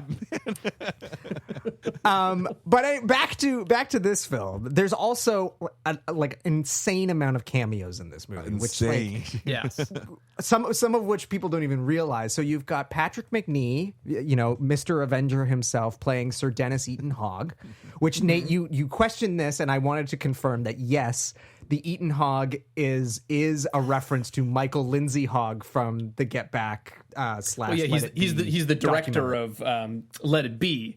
Not Get Back, yes. But he correct. But got all the footage. Yeah. Exactly. So that is their little like nod to that. Fran Drescher, the nanny, plays Bobby Fleckman, the PR best lady for Polymer Records, and has some of the best lines in the entire movie. So Billy Crystal as the mime caterer from Shut Up and Eat, and there's in the mime famous is 4.5 mime is money. In the famous 4.5 hour work print, there's like so much stuff with Billy Crystal that's just they had to cut out. But did you know that the other mime is Dana Carvey? Dana Carvey. I did not know that. That's hilarious. Like Yeah, exactly. And I think he might have a little bit of dialogue in the deleted scenes, but that's who that guy is. Paul Schaefer, David Letterman's musical director, is Artie Fufkin. Kick my ass, Fufkin. I'm not asking, I'm telling. Kick my ass, kick it.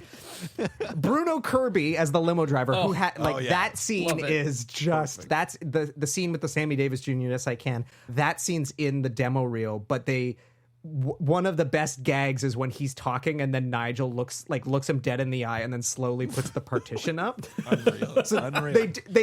They do that gag in the demo, but it's just, like the timing isn't as funny. But again, it just sort of shows the evolution. Fred Willard as the Air Force liaison near the end of the film. My hair's getting a little regular. He's like, my hair's getting I'm kidding, of course. and a then unknown, just a famous daughter, Angelica Houston, is the artist who creates Stonehenge.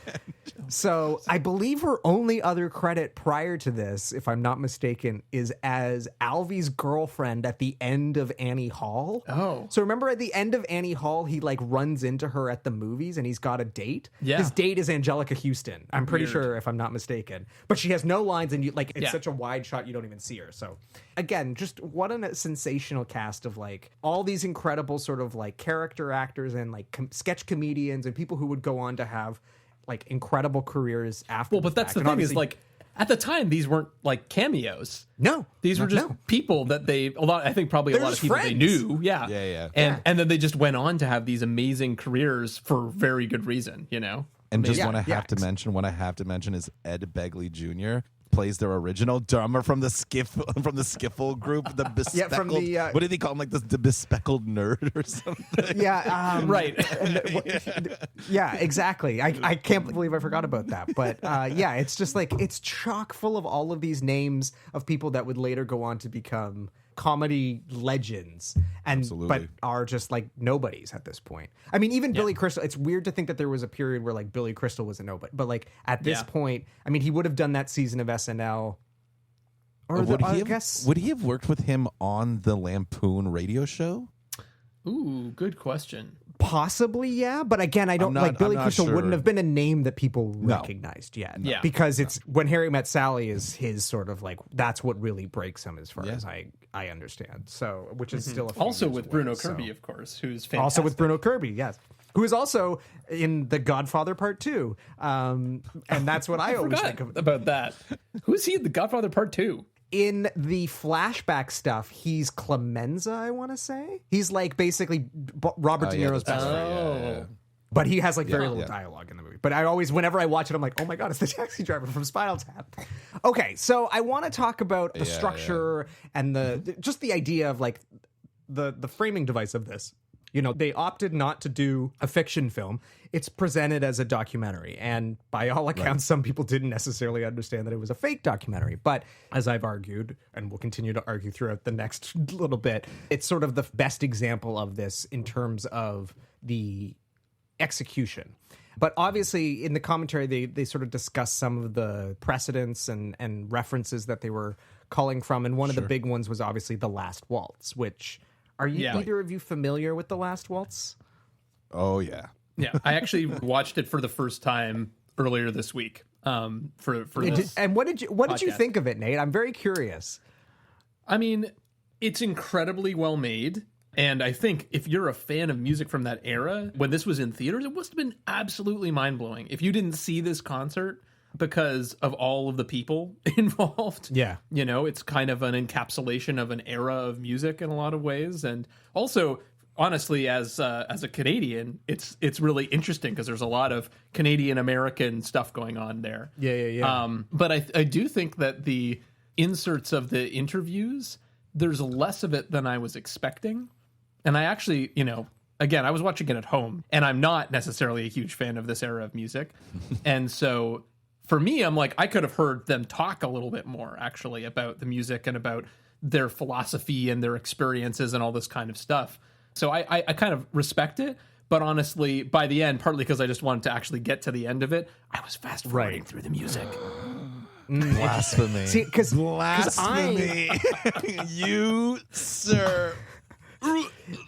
Yeah, I think you fast forwarded through the wrong part, Snake, because I rewatched it and I had not seen. I'd never actually seen the movie from start to finish until this week. I'd seen like most of the movie over the years because my dad and his friends are big fans of this music and this era. But I find the interview segments incredibly contrived and kind of almost vapid at times. Like, and there's not really much going on. Like, there's the scene of them in the kitchen where they're like, Robbie Robertson is telling some story, and I'm just like, you can tell that Scorsese made him do this like 8 times, and like he's jumping around the room, and it's just like it doesn't feel authentic at all. And it's an interesting.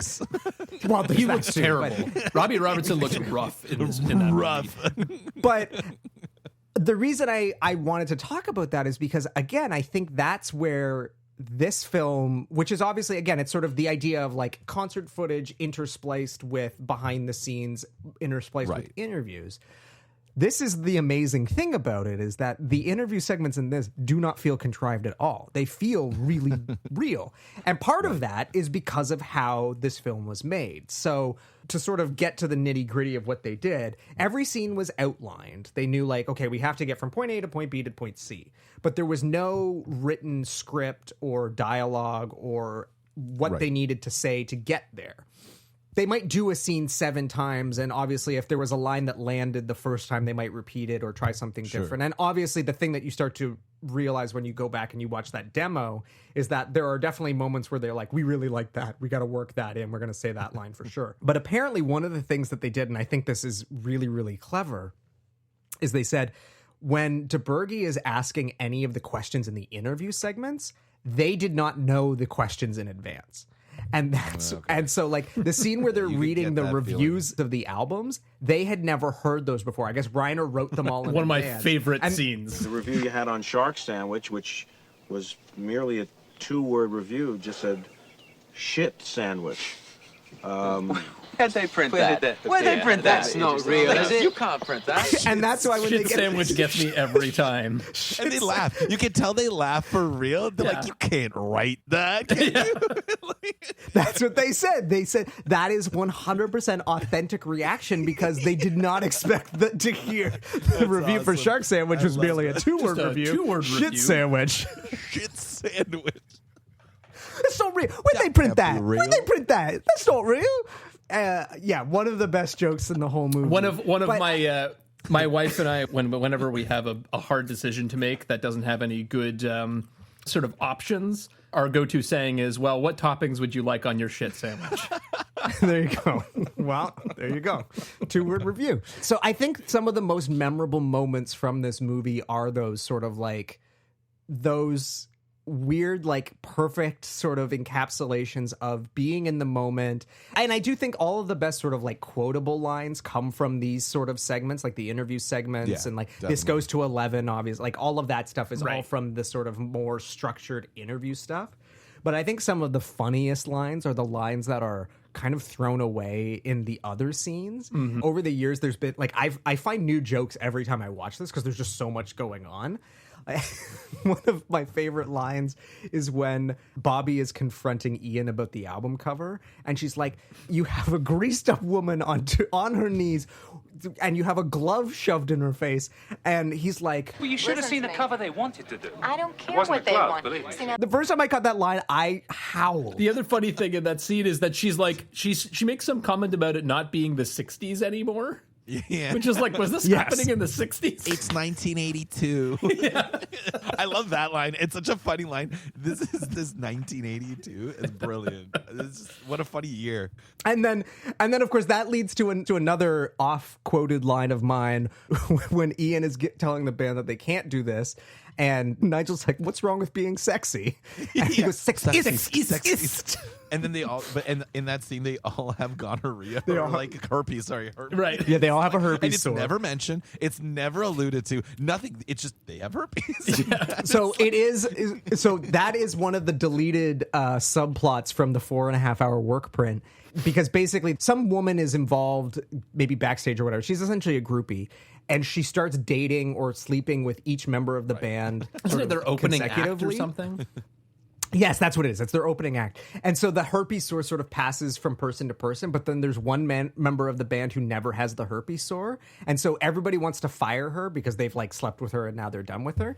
And he's like, I don't understand why you want to get rid of her. I think she's great, but it's because he's never slept with her. So much of this dialogue ended up being improvised and all this that the four guys basically were like, we want to acknowledge the contributions of all of these actors. Everyone, right? There's no script.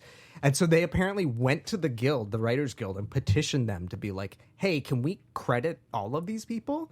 And the Writers Guild was like, absolutely not. They took it to like tribunal or whatever, like, and it 15-0, the entire board said nobody but writers can come up with anything clever. So therefore it's got to just go to you four. So there is a credit at the end of the film that's sort of like, we want to thank the contributions of the cast and blah, blah, blah, blah, blah. But they really wanted to literally credit every single person with dialogue in this movie as a writer, because they said like this wasn't just written by us. It really was, you know, a team effort, which is pretty collaboration. Come on, guys, mime is money. Mime is money. Yeah, Billy Crystal really should get something for that. Mime is money is a great. You know, that sounds like a line from When Harry Met Sally. So, like, yes, that's a Billy Crystalism.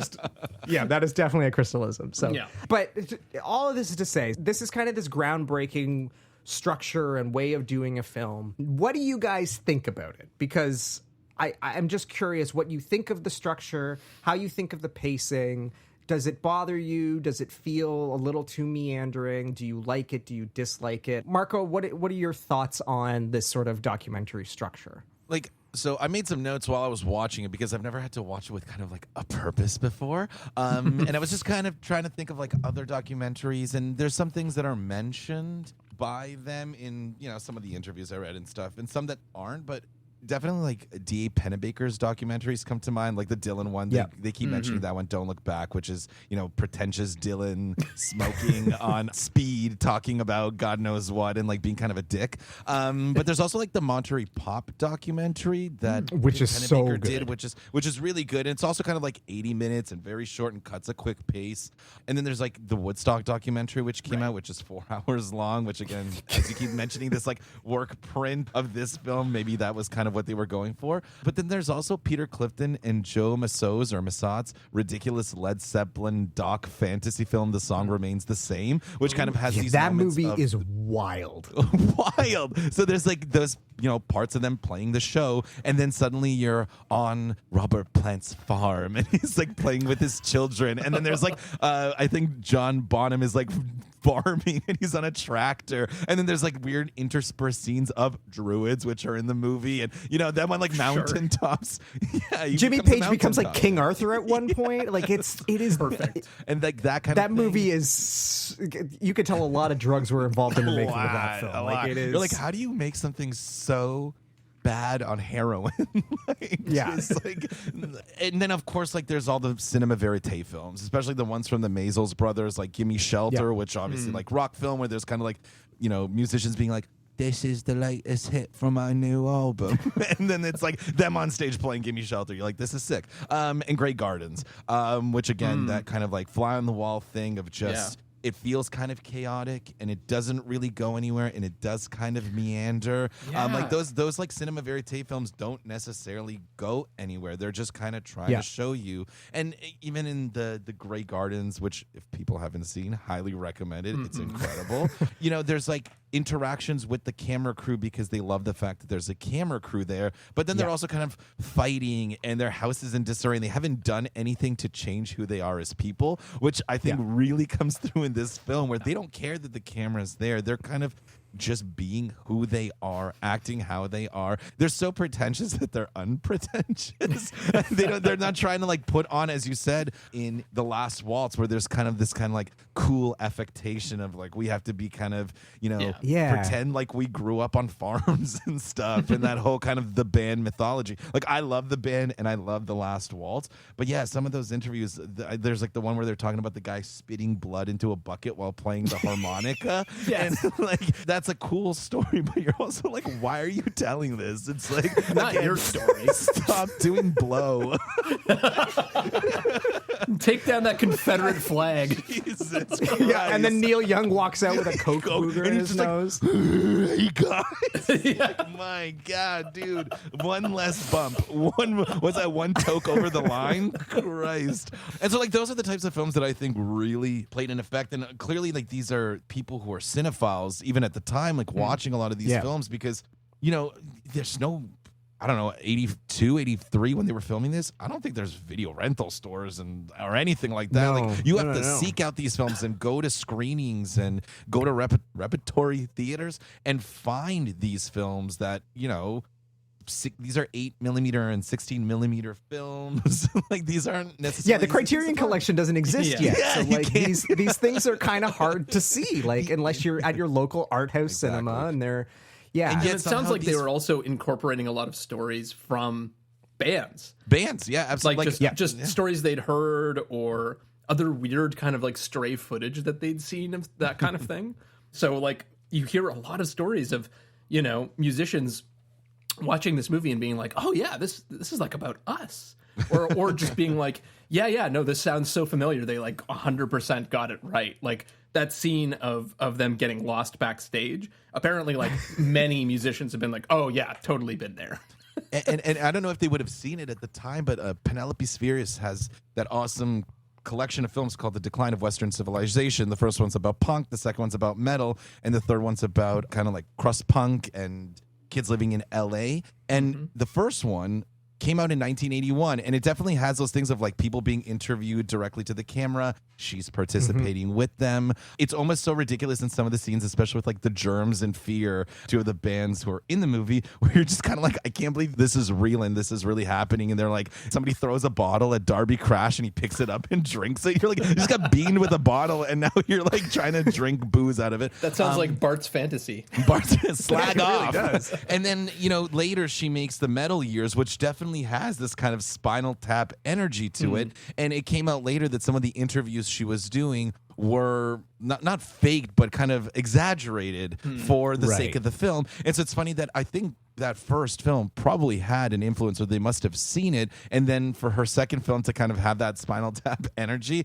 it's a cool kind of, it's like circular. And for her to make a film about the ridiculousness of the glam metal and hair metal scene in LA in that time is so different than what the first Decline of Western Civilization is, that I can't imagine Spinal Tap not having an influence on that. And, you know, interviewing Ozzy, and he can't pour himself a glass of orange juice because he's apparently going through delirium tremens. And then it turns out that she kind of faked that footage and stuff. So at the same time, she's like kind of trying to be salacious and trying to be shocking to show how crazy the life of these metal guys is. Whereas in this movie, it just kind of happens naturally. Like, you don't have to put it on. They're just such characters that you don't have to exaggerate. It's just, they just are ridiculous, even though they're not even acting ridiculous, which I think might be the difference between this and some of those Christopher Guest movies, Adam. It's that in those films, the characters are really ridiculous, and here they're kind of playing it straight, but they just come out being ridiculous. Well, I mean, to me, a perfect example is in Best in Show. There's like, it's a moment that's in the trailer, and it makes me laugh every time, but like Eugene Levy is introduced as a man who has two left feet or whatever it is.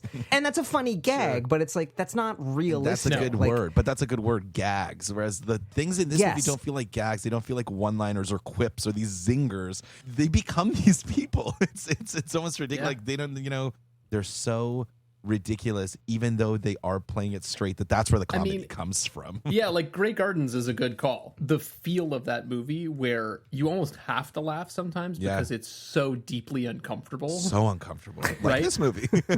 And like, but it has that vibe where it's like, you really do feel like you're getting a glimpse into the life of this band, and they just happen to be ridiculous people, rather than playing to a joke, right? Especially that scene near the end where they, you know, have the meltdown, the blowout, and it's a parody of, apparently there's this famous Trogs tape. So the Trogs was a band in the 60s. And they famously have this like blowout, and I guess the engineer started recording it, and it's just them like yelling at each other for 40 minutes or whatever. I think it is a good song. I agree, it is a good song. But it won't be unless we spend a little bit of thought and imagination to make it number one. You gotta put a little bit of fucking fairy dust over the bastard. That scene where they're in the recording studio and Nigel blows up on David. It's like, you can't play because you're your wife. That's like a riff on this Trogs tape thing. But like that's one of those scenes where it feels very authentic and like, again, it sort of shows their acting chops of like, you almost feel like the camera guys are in the room and they're like, oh God, like I don't want to be here, but also I'm going to keep rolling because like I know that this is some like gold footage and like all this stuff. Let It Be is one of those films. Sorry, I forgot to mention that, and you had mentioned it earlier, but same thing. There's even a part where he's like, "I'll play whatever you want me to play," and that's directly lifted from Let It Be, where I think George Harrison says that to Paul McCartney. He's like, he I'll yells just play at Paul, whatever, like I'll play whatever you want me to play. I don't even care anymore. I feel like that whole section at the end where they're in the recording studio and they're having this fight. And there's an interview with Shearer actually near the end where he's sort of like, we're so lucky to have two geniuses in the band. And I'm just, I forget what he says, but it's something like, I really see myself as like the tepid water of the band or something like that. That's gotta be, a Beatles sort of reference, I think, of just the sort of like John and Paul dynamic. Well, so I want to talk about specifically the editing next, but before I do, I want to ask you, because I feel like you kind of alluded to this in our text messages, Nate. Like, Marco and Nate, did you find the film felt long? Because it's only 82 minutes. Like, it is a short movie. I did. And I think interesting. There was actually a specific moment where I was like, okay, come on. It's the scene where they visit Elvis's grave. Oh, interesting.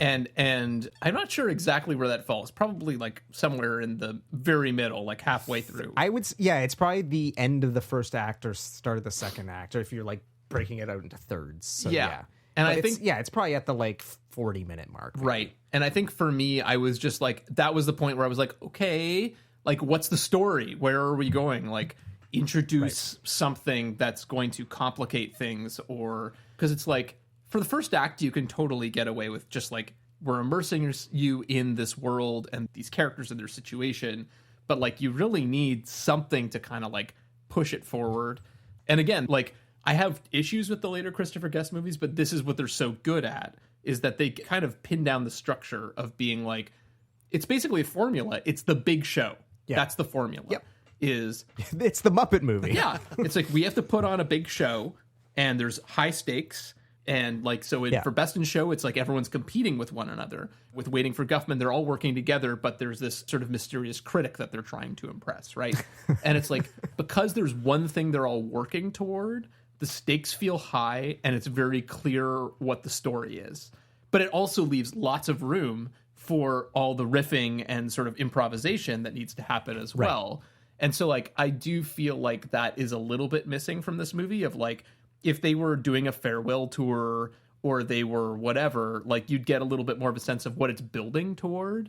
And I did find myself sort of asking that in that scene in particular. I was like, okay, why are we at Elvis's grave again? Like, what's going on here?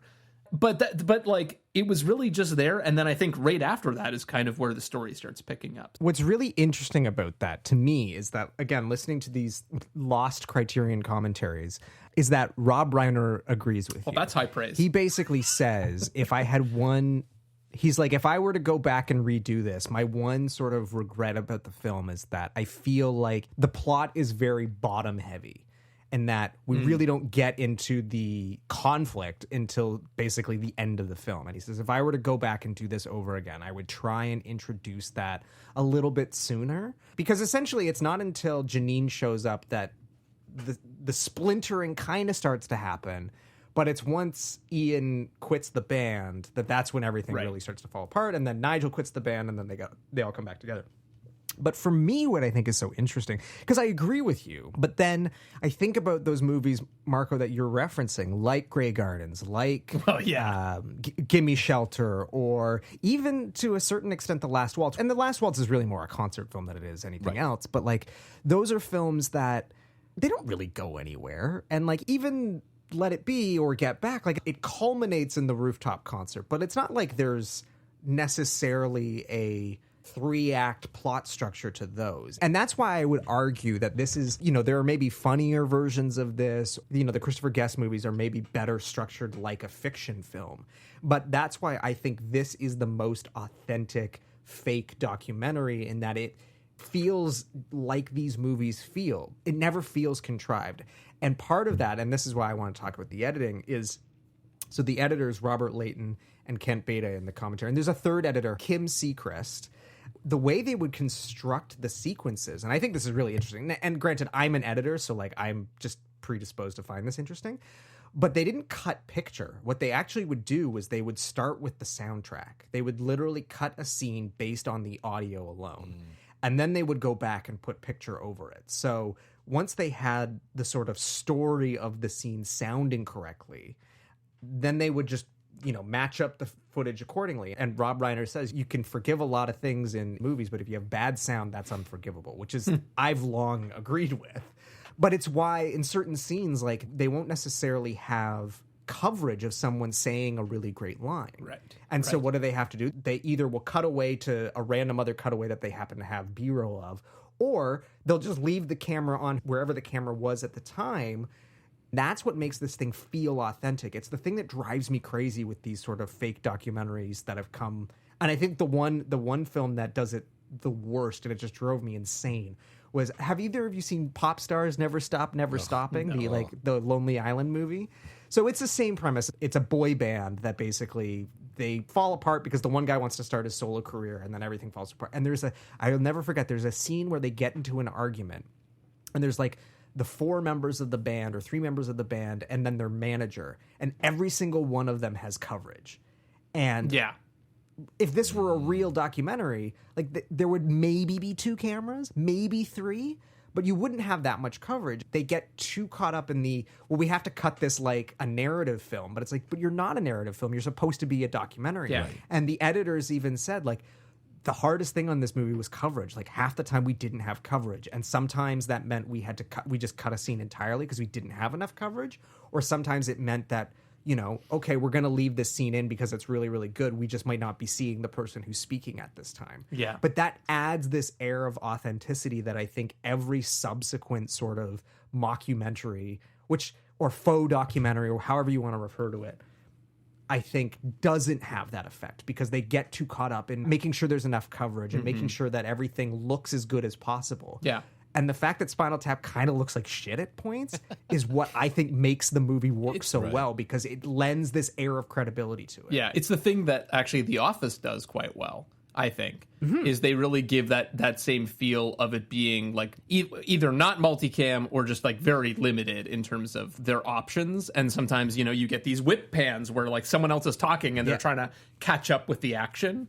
And like that whole feel is definitely so much part of the DNA of this movie and why it works. And I think there's one more thing that I'm watching The Office right now, rewatching it. And one of the things that they also do that's really good is when characters don't expect there to be a camera, they do things that they wouldn't do with the camera there. Yes, and then when they notice the camera, they're like shocked either at their actions or the fact that it's there. So even within the context of seeing things that maybe we wouldn't see normally because of the amount of cameras, when that does happen, the show itself acknowledges that and is like, maybe there probably wouldn't be a camera, and the characters know that there shouldn't be a camera there, so why is there one? Which, again, I appreciate. It's a small thing, but again, to your point, Adam, this idea that you would have 4 camera people in a room with 4 other people arguing, not every and the worst part is like you could turn that funny in that every character demands there to be a camera on them, right? Like having a scene like that where they're all like, well, I need my own camera crew. But if you don't even do that, then you're also losing a potentially funny moment and making it seem disingenuous. I feel like Modern Family is the perfect example of it not really making any sense. Like it kind of works as like a stylistic thing in some ways in that show, but like it's got perfect coverage for the most part, and it makes no sense why it would be in a documentary style. Like you never get any sense of why the hell you're following any of these. The funny thing with Modern Family is, I guess in the unaired pilot they do address it, and it's apparently like it's a Norwegian documentary crew shows up to document a modern American family. See that, but then would make more sense. But then it's never addressed in the show proper. Like it's just one of those things of like they did it for the pilot, and I guess the network was like, it doesn't matter. The network's like, no one cares about this. Yeah, The Office is already well known. Like Arrested Development's another great example of this. It's shot in that style, but it's not really. But see, it doesn't have the interviews. Like that's the thing. No, and it's is that but the he has the interviews narrator, make it which feel is like it should be a documentary, like in Modern Family. Whereas I feel like Arrested Development's just shot in a like a verite style or something like that, but it doesn't ever pretend to be a documentary of any kind. So one of the other things that was really interesting in the commentary, and on both commentaries they talk about this, is how, again, they would shoot these scenes where they knew what needed to happen, but they didn't necessarily know how they were going to get there. And that was also applied to the camera crew. And so they said there were moments where Rob Reiner, because he kind of had a sense of who was going to say what because they had worked this out, he would literally like physically grab the cameramen and like move, like basically dolly them around like they were. Because he's awesome. Because he's like, oh, because I know like David's going to say something. So like he would whip them over so that to make sure that they would get that coverage. So it's just, it's interesting. We keep coming back to Billy Friedkin on this show.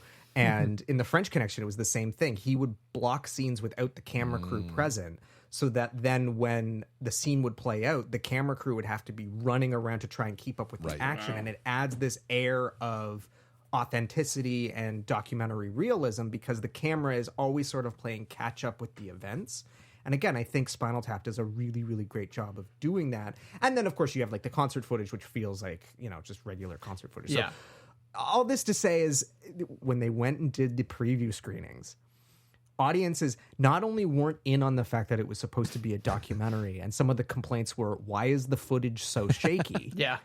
Because they didn't understand what it was trying to do. The people who then did understand it was a documentary, they're like, well, why did you choose to follow this idiot band? Like, why would you not follow like the Rolling Stones or Kiss? Like, why these guys? Like, they had no idea that this was all and fake. like the Simpsons writers on the commentary talk about their experience of going to see it when it was open in theaters, and they said that like most of the people in their audience didn't get it. And like you know, I think Matt Groening in particular was talking about going to a screening, and there were just like a bunch of like metalheads in the front row being like, rock and roll. That's what we do. That's crazy. Exactly what we do. But it's like, but like they didn't know who the band was because the band doesn't exist, right? Yeah, very weird, but it is interesting how it has this kind of afterlife because of that. I don't know. It's kind of a hipster thing in some ways where it's like you're either in on the joke or you're not, and the fact some people aren't in on the joke is part of the joke, you know? Right.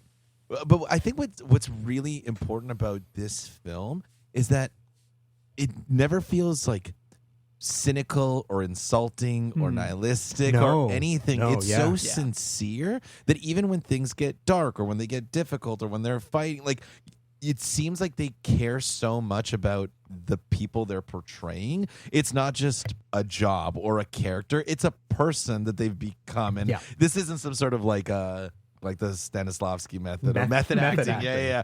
Where you're like channeling your past pains to portray this thing. No, it's like they are just so comfortable improvising and being part of that documentary style that it never comes across as anything other than complete honesty and complete sincerity. And I think unless you give yourself up to that, it'll never have the power of something like This Is Spinal Tap. Well, and this is the thing: people will come up to them and be like, "You're doing Jeff Beck, or you're doing so and so," and they're like, "We weren't doing doesn't matter, anybody." right? Like, they're not trying. They're not making fun of metal or metal musicians. What they're making fun of is the absurdity of rock and roll general, culture and the idea of celebrity and the idea of what happens when you are in a band. They're making fun of the concept of bands as superstars, but they're not making fun of any one particular band. And again, I think part of what helps is that like they're really singing and they're really playing the songs, and they wrote these songs, and the songs are good. Like it's not, to your point, Marco, like it is sincere. Like they genuinely love this stuff. They just want to poke fun at all of the stuff that makes, you know, rock and roll culture ridiculous. But it's not the music, and it's not the people performing the music. It's everything else around it. It's the celebrity around it. It's the little sandwiches backstage, right? Like that's what they're making. And I think what's fun of, really interesting is that it was made in 82, 83, somewhere around that, because it came out in 84, right? 84. Yeah. So this is kind of, you know, you have the early to mid 70s where you have all these kind of like prog bands and metal bands and these larger than life things, and then punk comes and kind of decimates that. And I think that making this film in the early 80s also, you know, they never mentioned that in the film, but it's this kind of thing of this is a band that's waning in popularity because they are no longer part of any sort of cultural zeitgeist or popularity or anything. They're just a band who is still holding on to something that's, like they tried the skiffle thing and the psychedelia thing, and then like they're just chasing trends. And it's funny that the limo driver says like this is just a fad, but this is a group of people who has constantly just chased fads. Like that's what they are. They just chase fads. I'm surprised like Spinal Tap never released like a rap album. Like that would have been amazing. And so I think that's also important, is like contextualizing like these are very intelligent performers who looked at what was happening in music and were like, oh, this kind of band isn't popular anymore because they are pretentious and they are kind of bombastic and they do play 7-minute jazz fusion solos. And so, like the ending with like, this is his jazz fusion section. And they even have that part where he says, we can do the Jack the Ripper. What is it? Saucy Jack? Saucy Jack. They can work on the Jack the Ripper musical. This is again like 3 or 4 years or so after Sweeney Todd, right? This idea of making kind of like a rockier like thing. And it's like, it's so ridiculous that that's a thing that even the people in Spinal Tap are like, that's a great idea. If the guys in Spinal Tap think it's a good idea, you're doing music wrong.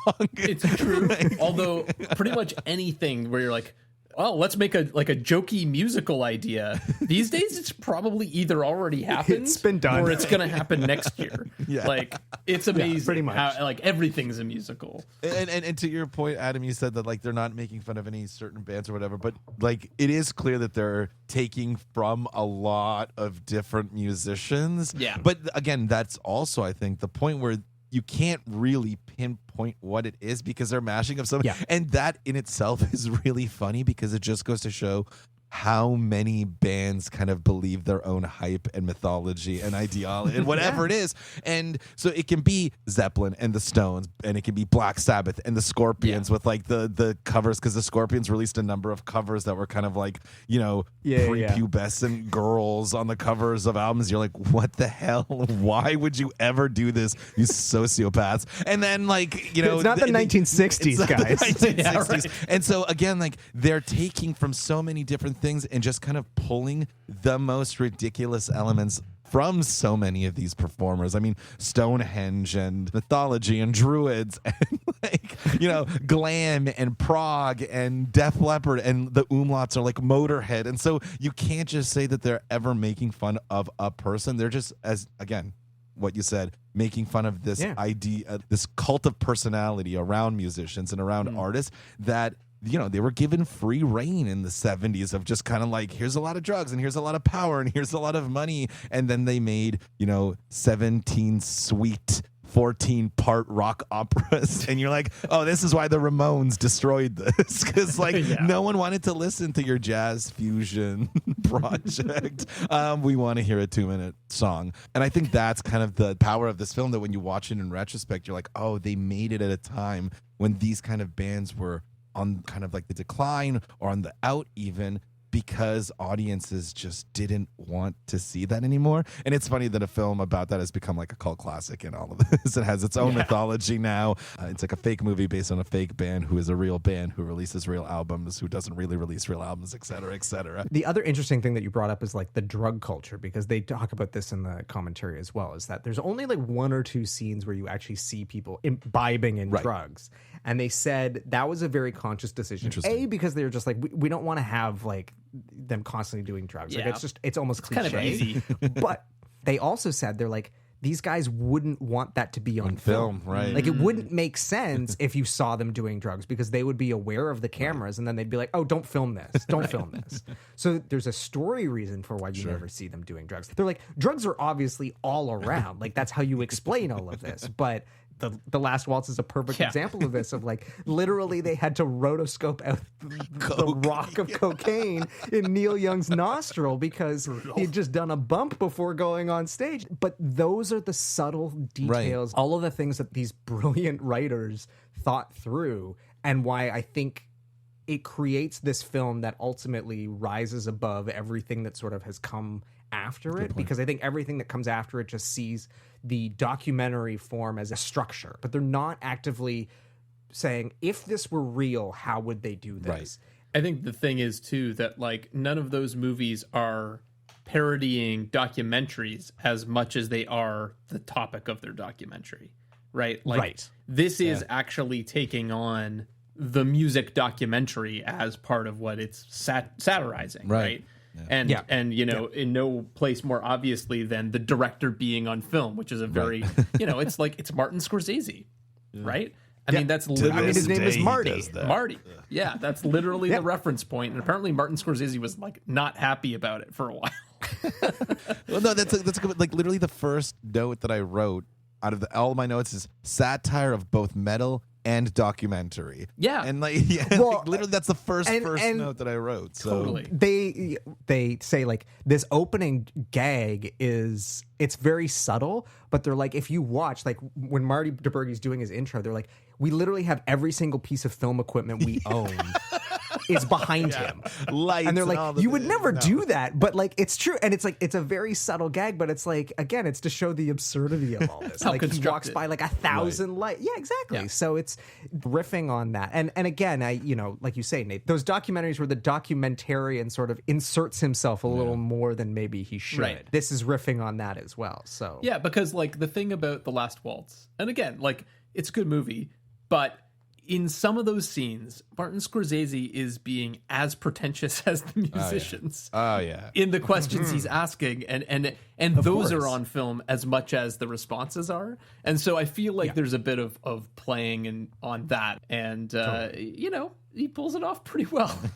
Rob But I Reiner. think what's also great is that this movie is to that point of putting all the equipment you can, kind of unashamed in its theatricality and in its cinematicness. I couldn't believe how amazing the transition is from their concert when Nigel shows up to Japan, where the drummer spontaneously combusts, Mick Shrimpton goes up in smoke, and then you can hear drums, and it's just a cut to their new drummer, Joe Mama Besser, and you're in Japan. I mean, that rivals Lawrence of Arabia in 2001 for best match cut ever. It's like Joe Mama Besser, and it just says his name and drummer. And that's, I mean, like, that is so cinematic, and also making fun of that cinematic form of like cutting for, you know, weeks or months later, and a new character, and you're in a new place. It's just, it's just unabashed in its ability to take this classic cinematic thing of match cutting to somewhere deep in space or to another country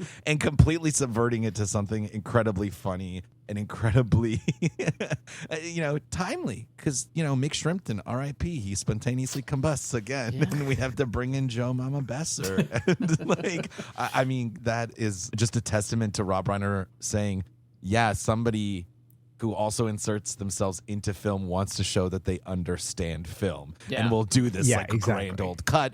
Doesn't have to do it, but wants to show kind of, oh, look at the cinematicness of this piece that I am constructing.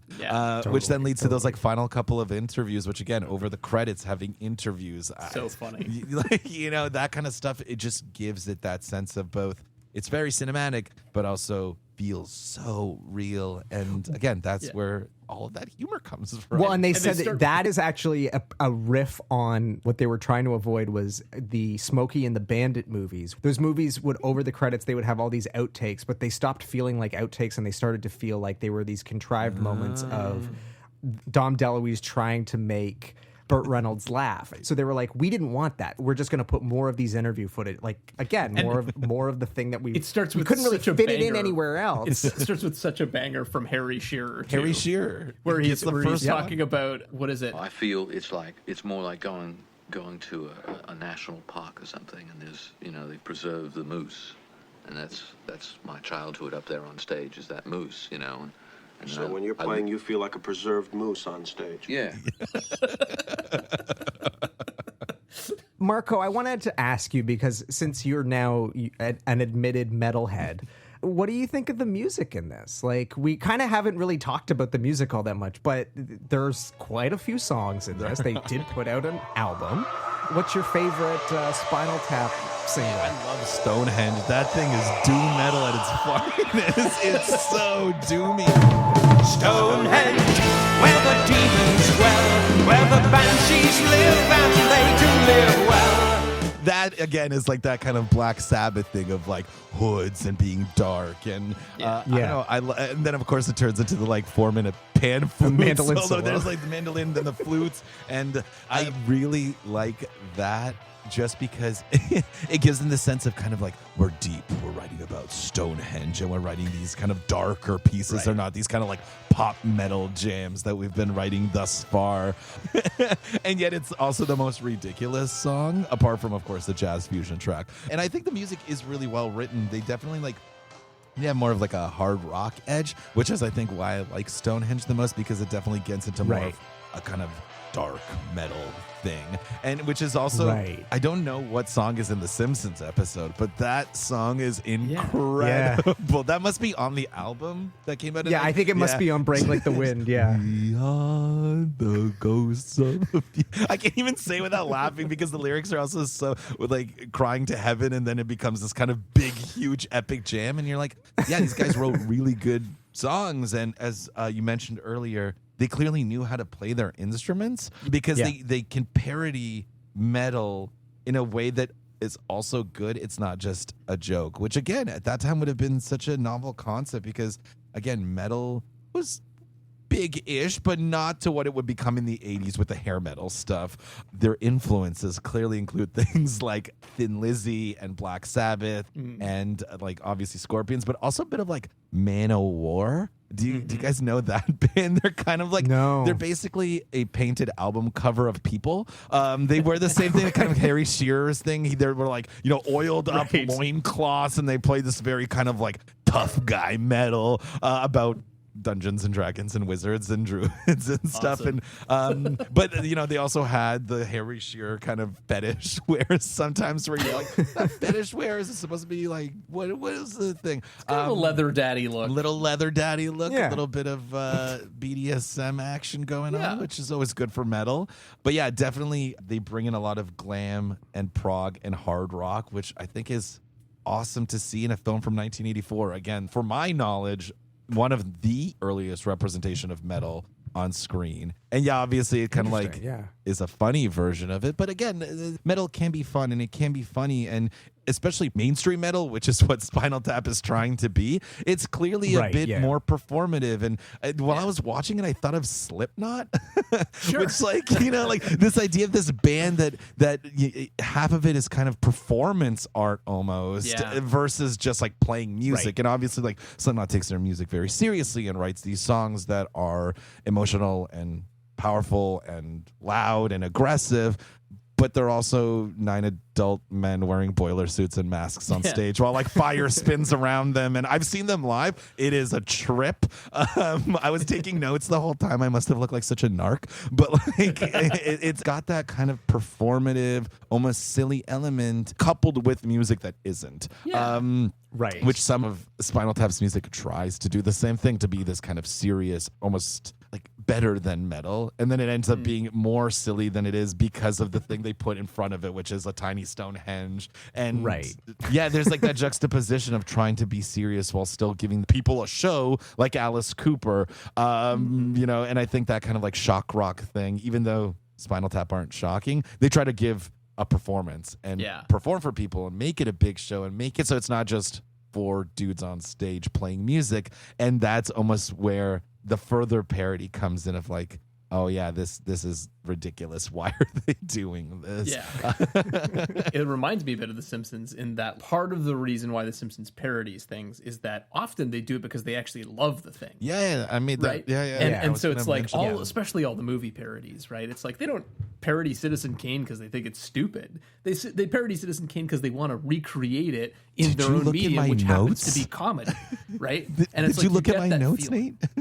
I literally wrote, no one makes an entire episode parodying Citizen Kane because they think it's stupid. Yes. There's respect there. Exactly. They're not taking the piss. But you get that sense.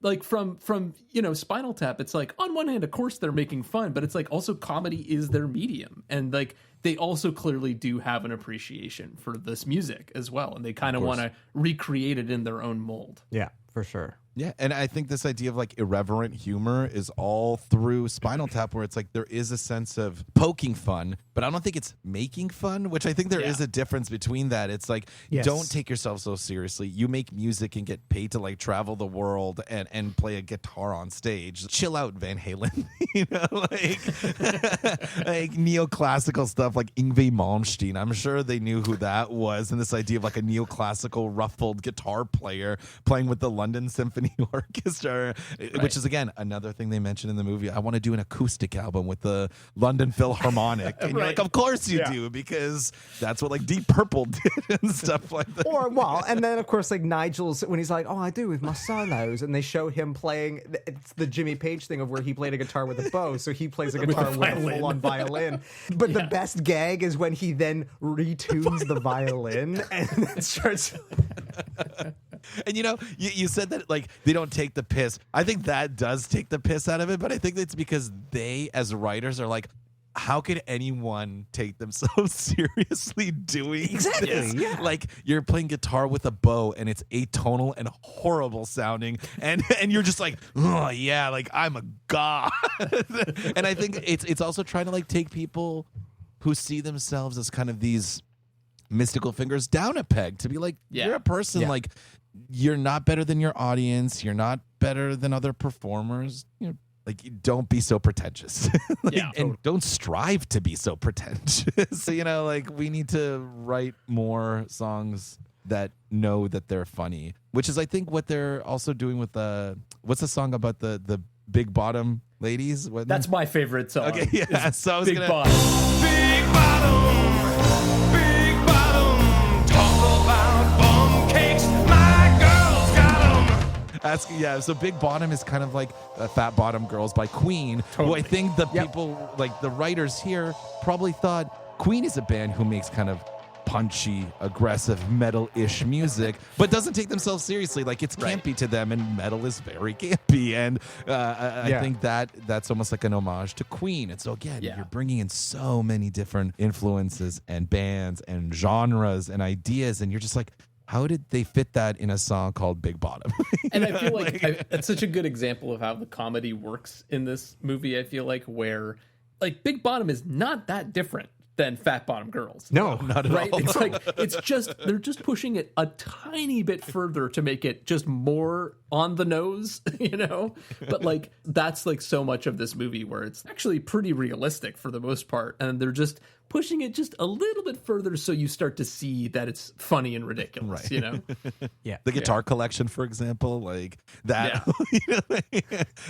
No, don't even look at it. Just you can't. No, it can't be done. It can't be played. 59 Les Paul, you know, like that kind of thing where it's like Jimmy Page played that and Slash played that. Coming back to Slash, you know, these guys who are like, this guitar. Oh man, it's like if you're good at guitar, you can make anything sound good. Give me a break. Like, you know, I don't need to pay $15,000 for a guitar to sound like Jimmy Page, because I never will. I'll never sound like Jimmy Page, no matter how expensive my guitar is. I think that's another thing. It's like, do you play all these guitars? Like, even Rob Reiner in there is like, why would you need this many? You don't even. I mean, he literally has one with a price tag on it. Look, it's still got the price tag on it. I think what you said, Marco, is so astute in that it's like there's a lot of love there for what they're doing, but they're needling it just in the places where it makes sense to needle it, and recognizing that like some of this stuff is a little bit ridiculous, and that's okay. Like there's nothing wrong with that, and it's okay to laugh at that. And I really appreciate. And no one who puts this much effort. Like anyone who puts this much effort into a film cares about the subject. You're not going to write songs, learn songs, record songs, get all these costumes, spend all this time in character, film for hundreds of hours at a time because you think it's dumb, right? Like there's no way. You clearly have some affinity and some like or love for what you're portraying. I think The Simpsons is the same way, because like things like South Park and Family Guy also obviously do what The Simpsons have done, but I find them to be just like a bit cynical at times and a bit nihilistic at times. And The Simpsons, like Spinal Tap, are very different. Like the irreverence comes out of reverence. Like they love these things, and so they poke fun at them and prod them and parody them. And as Nate said, like push it just a little bit past to show like, you know, if you made Rosebud into a teddy bear, it would be kind of ridiculous because it's a teddy bear and you could kind of get another one and it doesn't matter. And he gets trapped in ice and transported over, 70 years. Yeah. And that sort of connection to the material that you are parodying or referencing or whatever it is shows that sort of reverence of, I owe this something. And here's me paying it forward and paying back at the same time. For sure. Adam, do you have a favorite song or a favorite joke from the movie? Favorite songs? I mean, I love Tonight I'm Gonna Rock You Tonight. I love Big Bottom. I love Stonehenge. I love Cups and Cakes, the song from when they were kids that plays in the background. I think the songwriting in this, to your point, it's not lazy. Like, it's not Weird Al level of writing. Yeah. And I don't mean that because I love Weird Al, but like these are originals. They're trying to write legitimate songs with a comedic slant in some cases, and in some cases not so much a comedic slant. Like Tonight I'm Gonna Rock You, there's no real comedy in that song, whereas Big Bottom is very clearly like trying to push the levels of taste. the bigger the cushion, the deeper the pushing. Yeah. Like, okay. It's not the 60s. It's not the 60s, guys. That's going to become one of our catchphrases. That's a really good catchphrase. This is in the 60s. This is in the 60s. But yeah, I mean, in terms of favorite jokes or scenes, like I love this movie. Like it's so hard to pick one favorite thing from it. My favorite moment happens to be a Harry Shearer line, so I have to bring it up. But it's the post Stonehenge scene where they're kind of debriefing and pissed off in the room, and they're kind of bickering, and they have this big fight. And then at the very end of the scene, Derek Smalls is like, Can I raise a practical question at this point? Yeah. Are we going to do Stonehenge tomorrow? No, we're not gonna fucking do Stonehenge. That always gets me. And he also has a good line earlier in that scene where he's sort of like, well, maybe if you just changed the choreography, then you wouldn't trod on the Stonehenge. Like, what's... I don't think the issue is the choreography. I think the issue is that, I mean, it's just, fuck this movie, man. Okay, well, that brings us to the parts that seem like Simpsons jokes but aren't. I already alluded to the opening where he's walking by every piece of film equipment. That, to me, feels very much like a Troy McClure intro. Totally. Like, nice. Yeah. And really, like, Troy McClure could have hosted this film and it wouldn't have been completely out of place.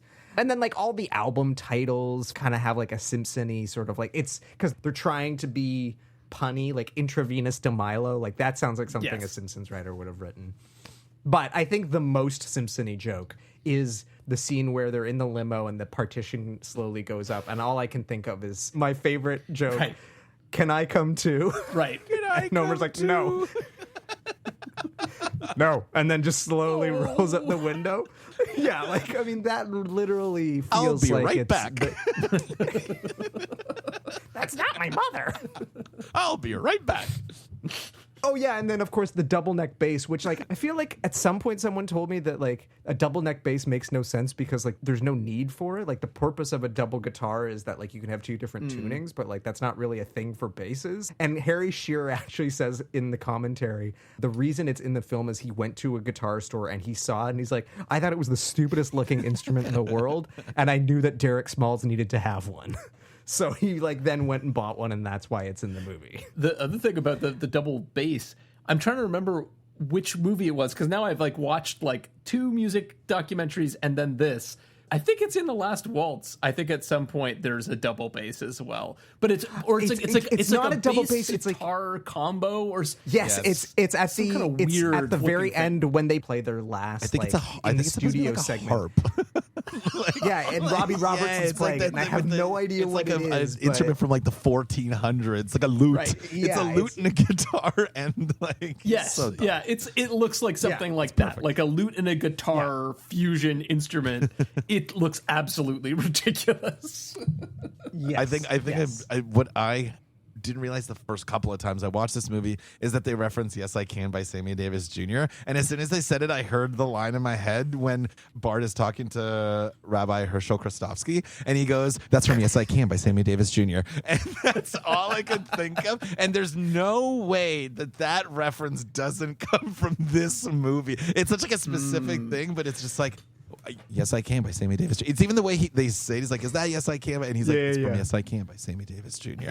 And the only reason I even know it is from The Simpsons. Never read a line of that book. So as soon as I heard it in this, I was like, what a random little thing to reference. And I quote that a lot. I Yes, for I whatever can. reason, If Frank I just tells love me to if quote. it's okay. Frank Sinatra says it's okay. Yeah, exactly. You know what that book should have been called? Great line. Honestly, other than the things that you already pointed out, I couldn't think of a lot of other things from the movie that felt very Simpsons-y. I actually think the comedy is very different. The Simpsons has a kind of vaudevillian sensibility. It's very punchline-y in a certain way that, like, this movie is just not at all. Right. Even when they have Spinal Tap on the show, I didn't feel like it felt that much like Spinal Tap. Part of it is that, like, they can't be as crass as this movie is and, like, go the places that it goes. But the vibe is so different to me. No, I totally agree. Like, the form dictates the humor. It's the little throwaway lines or, like, the humor of the absurdity of the situations and stuff. Whereas, The Simpsons, it is a bit more gag heavy or punchline heavy. Whereas this is more like, there's some wordplay with, like, the Isle of Lucy, which is obviously a play on I Love Lucy. But it is definitely a very different tone of humor. But I guess to a certain extent, like, them getting lost backstage, like, the way it plays out is not Simpson-esque, but that is a kind of thing that you could see happening to Homer, of, like, he would go to, like, the Super Bowl and then get lost and never manage to make it to the because they run the game and they run around the hallways, right? They do that in that episode, right? They keep running in that episode, the a little bit. Hallways, So, like, the situations are, maybe there's some interplay there, but in terms of how those situations play out, it would be very, very I feel like part of it is, like, The Simpsons prides itself so much on being a kind of laughs per minute type of show. And this movie almost thrives in the silences and awkwardness that, like, The Simpsons just doesn't have the luxury of having those moments because it's a half-hour show. It's less than a half-hour show. So it's just constantly trying to, like, cram in jokes in a way that this movie doesn't. A lot of the humor of this movie is reading between the lines. Right. Or as I said, the lines that go unheard the first 32 times you watch the movie. And then you finally catch it and you're like, oh my God, like, that is a hilarious line. I can't believe I have never caught that before. Totally.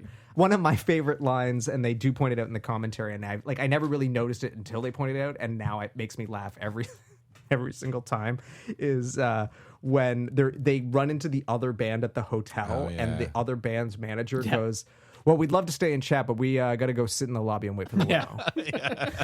Which is just and then they get so pissed because he used to be their opening act, and they're like, we used to have to come out while people were still booing.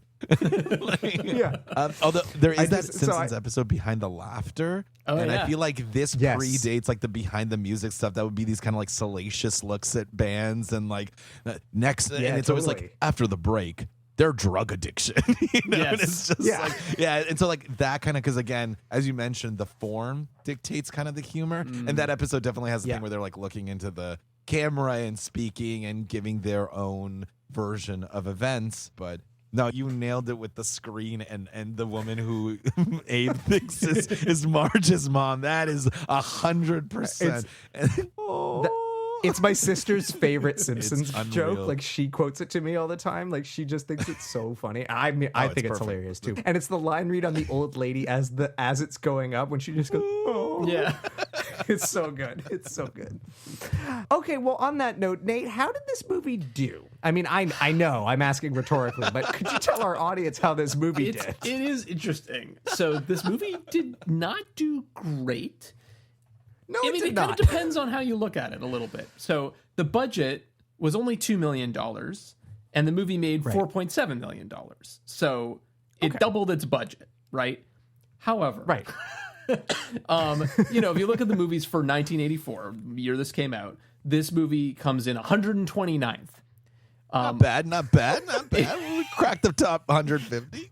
Yeah, sure. That's one way of looking at it. Hilariously, it actually beat out Return of the Jedi. Which had been out for what, like 3 years?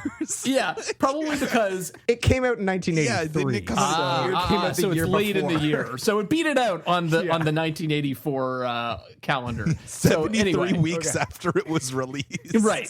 In its 73rd week, it beat out Return of the Jedi. Exactly. A better way of looking at it is it almost lost to Return of the Jedi, which was in its 73rd week. Small victories. Yeah.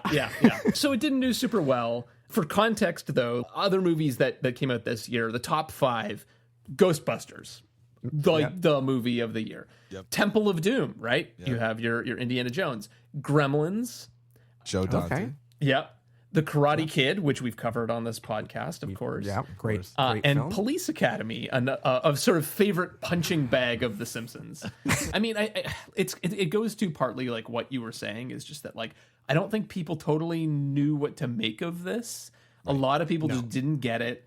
And then there was sort of a small group of people that got the humor, the joke. Like maybe it was the people who kind of had a better grasp of like the music scene and what was going on, or were already familiar with some of the people and their humor in the movie. But it just didn't totally land and kind of very slowly developed this cult following over time. Yeah, it's definitely a movie that I think about my relationship to it and how I introduced it to our friend Bill.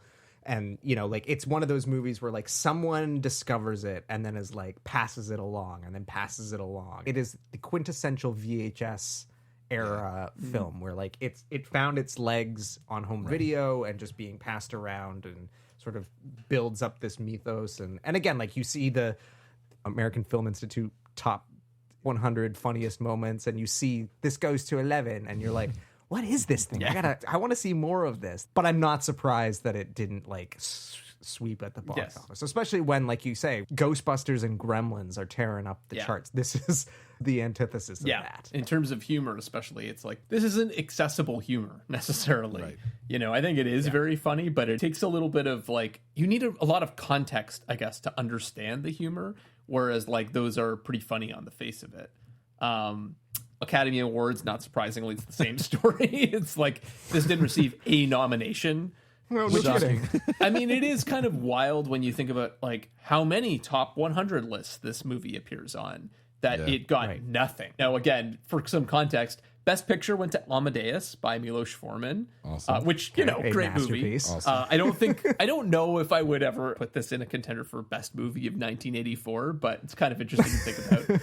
This is kind of a weird category, but the best music, original song score, I didn't really know that this was a thing, which I'm assuming was for musicals, right? Basically movies that had multiple songs, went to Purple Rain that year. Of course. Which, you know, again, also a pretty great movie.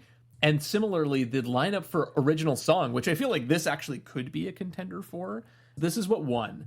I Just Called to Say I Love You by Stevie Wonder for the movie The Woman in Red. Yeah, absolutely. A movie I've never heard of, but I mean, everybody knows that song. So. Some other nominees, though. Against All Odds, Take a Look at Me Now. Phil Collins. Phil Collins from the movie called Against All Odds, a movie I've never seen. Which, by the way, that movie is wild. It's like a neon noir film with like you hear the song and you see the single cover of them on the beach kissing, and it's this kind of like violent, dark, noirish film that song makes no sense why it's in that movie. But the only reason it's in that movie is because when they asked him to do an original song, I don't know why I know so much about this song. I love this song. Phil Collins was like, well, I have a song that has the phrase against all odds in it. And he just gave them that and it was nominated for an Oscar. I'm like, Phil, you are perfect. And that's the only reason. Nailed it. That's why that song is in that movie. Take a look at me now. Well, you know, it is 1984, so you know, what can we say? What a year. Yeah. So we also got, of course, Ghostbusters. You know, of course. Yeah, banger. It is a banger, and it's also the most popular movie of the year, so sure. The last two are both from Footloose, of course. Of course. So we got Footloose itself, which, you know, great song. And Kenny Loggins. Yep. Yeah. Kenny Loggins. And Let's Hear It for the Boy. That's a great song too. Oh yeah, Let's Hear It for the Boy. It's not my favorite movie, it's a great so song. like I don't know that song, but Oh no, the movies. Yeah, the movie's not great. Oh, But come on. Footloose is a great when song. She takes though. the jacket and it says "Dance Your Ass Off." Oh, man, that's such a great. That is seminal. Yeah, but I gotta it's something. ask, That's for I sure. gotta ask though. Do you feel like there is a Spinal Tap song that should be on this list? Do we need 2 Footloose songs? Or should there be a Spinal Tap song in here? I think Stonehenge deserves it more than Let's Hear It for the Boy. Yeah, 100%. Like, I get that Ghostbusters is the biggest hit of the year, but like, Ghostbusters is a fucking novelty song, so like, why can't Stonehenge be included? Totally. I mean, Like, give me a break. So is that Stevie Wonder song. It's also totally fair a enough. novelty. Isn't that the song that in High Fidelity, he's like, there's no way your daughter likes this song. I mean, of all those songs, I'd give it to Phil Collins if I'm being honest. that should have won. I can't believe it did. But That's a but travesty. if Ghostbusters gets to be on the list, then I think Stonehenge absolutely can stand toe to toe with Ghostbusters. Once again, we get 2 songs from Footloose. That seems like a it's Is the unnecessary. full title "Tonight I'm Gonna Rock You Tonight"? I believe it's Tonight I'm Gonna Rock You brackets Tonight. Yeah, yeah. tonight. That could have been on the Oscars. That's a great song. That's like a crunchy, good riff. It's got that Thin Lizzy thing going for it. Like, it's actually a well-written song. I would put that in. That's I think of all the songs in the film, that's the song where like if you just like played it like surreptitiously, nobody would know that it's like. I think from a someone would joke think it band. was Kiss. Like it. Yeah. Like it feels like late period. Well, not late period, but like of the era Kiss. Whereas Stonehenge and Big Bottom, like they're a little too tongue in cheek. Tongue in cheek, so to speak. Okay. So I'm sorry. On that note, I did pull a couple reviews, one good one bad one for this movie. So the good review, I feel like I had to go to a British source for this just because, we have some British characters and it just felt like the right tone for it. So this is a review from William Thomas at Empire Magazine. All right. He says, "This is piss-taking elevated to the level of high art. And what makes it such a seamlessly hilarious ride is the knowing attention to detail. The ball-crushing spandex trousers, the maniacal public school manager, the Yoko-esque disruptive girlfriend, the pompous, preposterous lyrics, and above all, the all-encompassing fug of self-delusion that compels them to carry on." Which I thought... Now, see, they should have put that on the criterion. That's a Jack. beautifully written review. I can't even tell if that's the good or bad one. It's loving. I think it's definitely coming from a loving place. So this is the negative review, and this is from Dave Kerr at the Chicago Reader. Yeah. There weren't a lot of negative reviews, to be fair. "The material is consistently clever and funny, though ultimately the attitudes are too narrow to nourish a feature-length film. Though Reiner has wisely introduced the elements of a plot toward the end, 82 minutes is still a long haul for a film defined only by derisiveness." Interesting. I mean, to be fair, it's like he's pulling out the one thing that we also called out, which is just like, maybe the plot could kick in a little earlier, but I don't know if that was enough for me to kind of, tune out for this movie. Yeah, I mean, the one thing I will say, and granted, like, I do love this movie, but like, as I said, I watched it for probably the 40th time. And yeah, like I kind of was like multitasking at some points, but for the most part, I still just watched the whole thing. Like it's a brisk 82 minutes. Considering I've seen it as many times as I have, it sort of shocked me how much I actually like was still compelled to just keep watching everything unfold. I think it's, the definition of a cult classic for sure. Totally. Which also kind of speaks to its legacy, right? Like you mentioned that there is supposedly a Spinal Tap 2 coming out this year. We'll see what happens. I think it was sort of delayed by the strikes last year.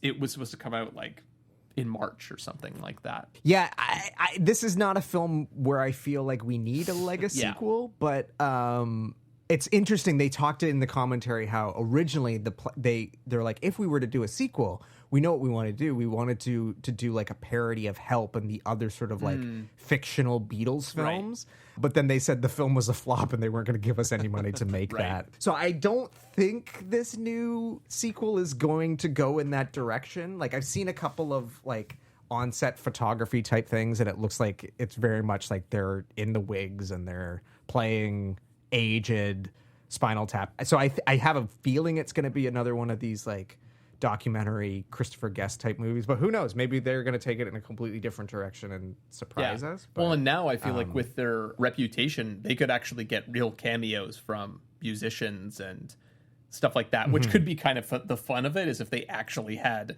real musicians interacting with Spinal Tap. Oh, yeah. I feel like that could kind of take it in a fun direction, but we'll see. Unfortunately, I'm not sure if this is going to work out. But, Godspeed. You also have, of course, like the other movies of Christopher Guest and mockumentaries at large, all of which we've been talking about. So that's a huge thing.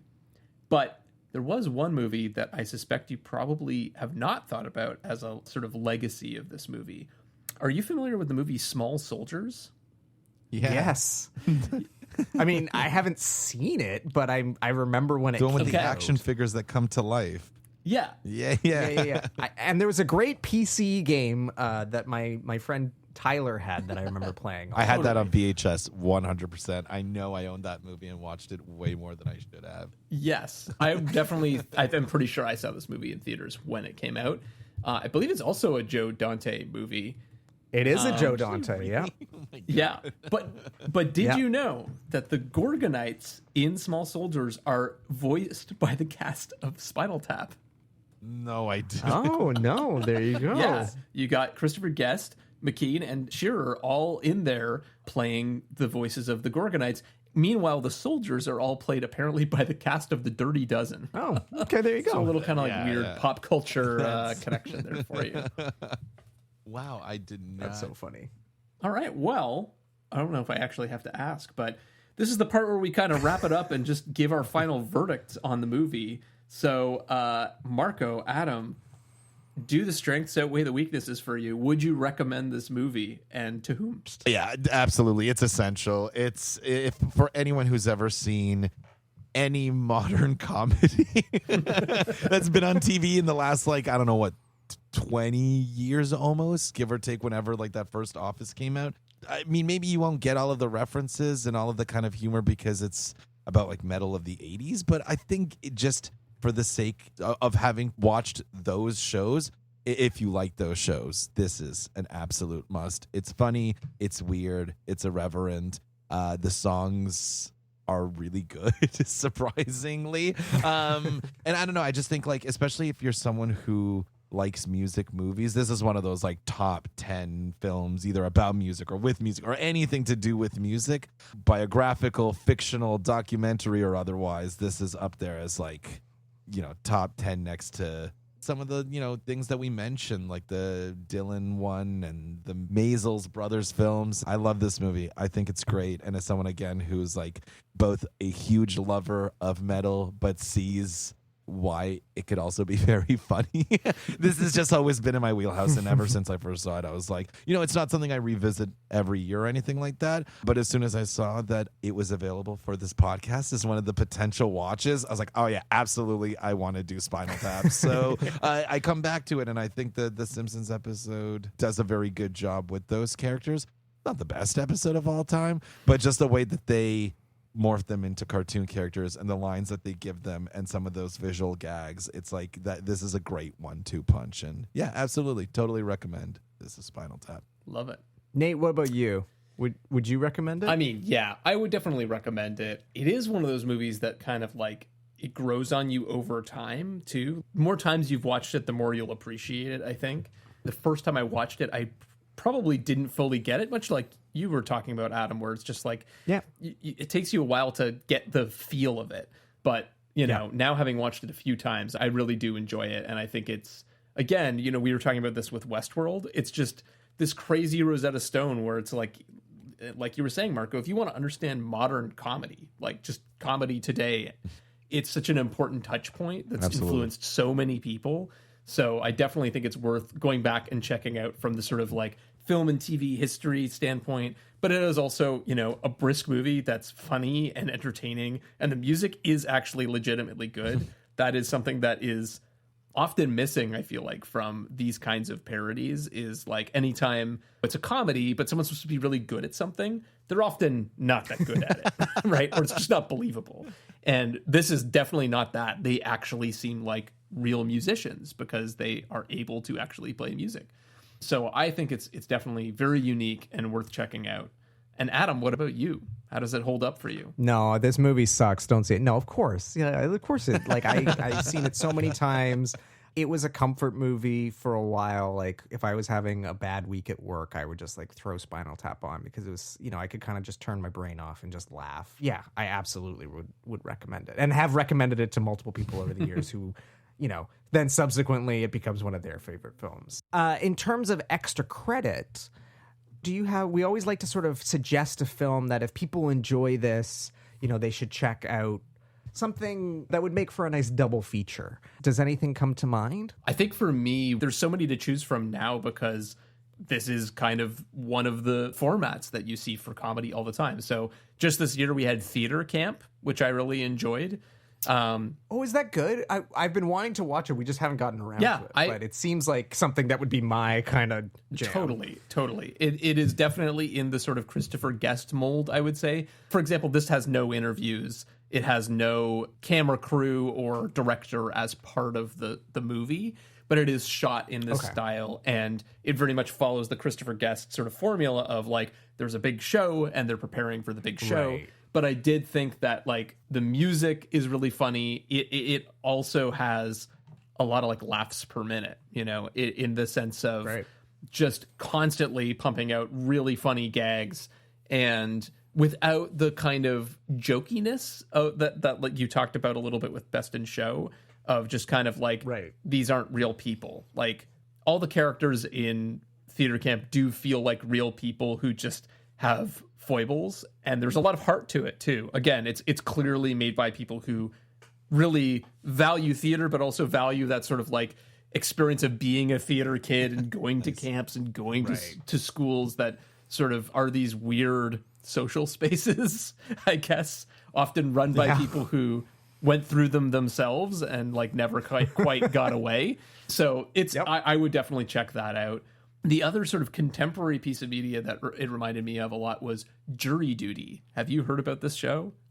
I've heard. This is another. It's been on my watch list, but I haven't watched it yet. But I hear it is just absolutely hysterical. I loved it. I thought it was great. Yeah, essentially the premise for anyone who hasn't heard about it is a mockumentary style thing, much more in the spirit of this, in the sense that there are actually interviews with the characters and that kind of thing.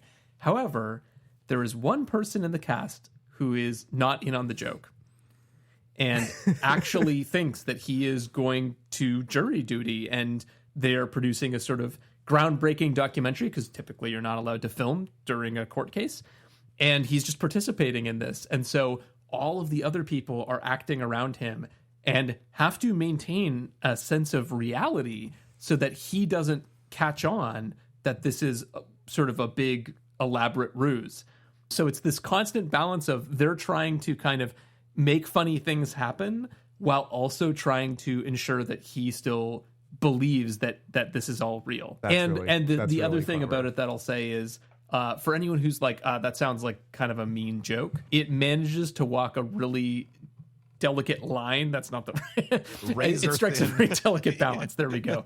It never feels like it's a joke on him. And actually I think he's really treated quite well in the show. It's a really, really enjoyable watch, and you'll just absolutely fly through it. And also the craft of how they managed to create this whole structure around this one person and create branching scripts where they're able to accommodate how he's going to react and bring him back to the core story is pretty incredible. It's just such a feat of producing, really. That's super cool. And then the one that I've already mentioned is Get Back. I mean, again, it kind of falls into the category of like, this is real, but it also has moments that are so ridiculous. I feel like they even maybe have a character that is kind of like the manager character who's always trying to kind of like accommodate them and figure out like how to make all this stuff happen. But yeah, the main thing is the planning for this concert that they're trying to figure out, where at various points they think that they're going to be in Roman ruins. Someone suggests the Tate Gallery. Someone suggests an airport. Someone suggests an orphanage. And someone even suggests the House of Parliament. Jesus. Ugh. So it has that sort of balance of absurdity and pretension at times that feels very at home in Spinal Tap. So I enjoyed that a lot. Yeah, for me, I would suggest. I mean, we obviously talked about the Christopher Guest films. I would say specifically A Mighty Wind feels like a great companion piece because it's like a music documentary. It's about a faux band. And I believe the conceit is that they're getting together for a reunion concert or something. I haven't seen it in like over a decade, but I remember I did really like that one, and it felt the most like Spinal Tap. And again, it reunites the three guys. But the film that I would recommend over that, if I were to only recommend one, and Marco, I'm assuming you've seen it because it sounds like it's up your alley. And I don't know if you've seen this, Nate, is Anvil, the story of Anvil? Because that is basically like watching a real life Spinal Tap. Like when I saw it for the first time, I was convinced it was a mockumentary. And in fact, I'm pretty sure Bill, our friend who I introduced Spinal Tap to, he was like, Adam, you have to watch this movie. I was like texting him, I'm like, this is a joke, right? Like, and he's like, no, like this is a real band. These guys are real. With dozens of albums.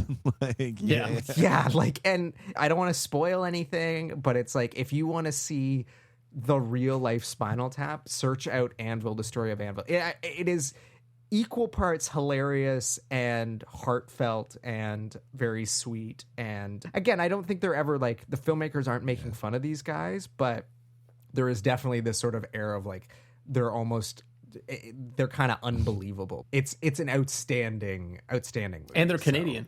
They are Canadian. And they're Canadian. Yeah. Yeah, I was going to put that on my list. But one thing I just wanted to say is what Nate said, this idea that they're never making fun of the character in Jury Duty. Is that what it's called? Jury? Yeah. And I think that's what's really important about Spinal Tap is that the joke is never at the expense of someone else or other people. It's always kind of at the expense of themselves, and they know that they're doing it to themselves. And it's not like the Peter Sellers film or something where you're like making fun of something. They're always bringing it back to themselves, that they are the outliers in these situations and they're the ridiculous ones. And I think that's super important for a film like this. And then, okay, so to that point, I'm going to go from a couple of fictional films through something that's fiction mockumentary into two documentaries. I just like immediately like blast it off. So here's some good ones.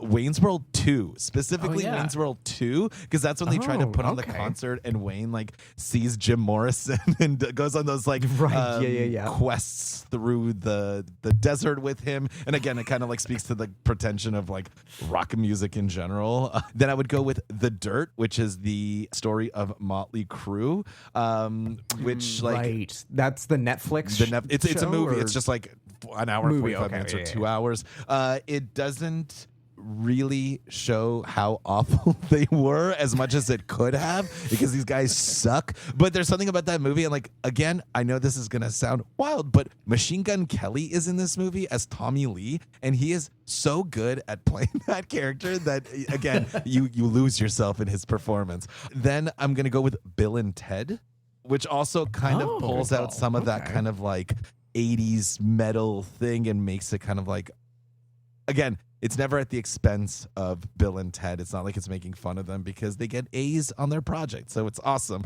And then my Canadian connection is Fubar. Oh, yeah. Like, it's a mockumentary. It's about metalheads, about Heshers in particular. It definitely takes from that kind of Christopher Guest Spinal Tap thing. Then for two documentaries, again, I mentioned the decline of Western civilization films, which I think are awesome. There's 1, 2, and 3. 1 and 3 are about punk. 2 is about metal. I would seek them all out. They are some of my favorite films. And finally, my biggest recommendation, I can't believe I didn't say this immediately, is a film that is a documentary but has its own spinal tappiness, Some Kind of Monster, the Metallica documentary when they're making Saint Anger. Yeah, that's the like 3-hour one, it's right? Like 2.5, 3 hours of them just fighting and arguing and yeah, it's the thing where they're like with this the psychologist or the counselor who tries to like get them to like each other again. But there's moments in that film where literally it says like days recording 863 and you're like, what the hell? Like, there's no way this is real. This is ridiculous. They've spent like, $2 million on therapy and like $8 million, and then it's Saint Anger, and that's what comes out of it. And there's this amazing scene late in the film after the album has been recorded. This isn't a spoiler. It's Saint Anger. But there's just like a group of journalists listening to it, and the looks on their faces is like, you can't, like, there's no way professional actors can make those looks of disdain and disappointment that those people make in that moment. And again, to bring it kind of full circle, you mentioned how they had those 18-inch long boxes.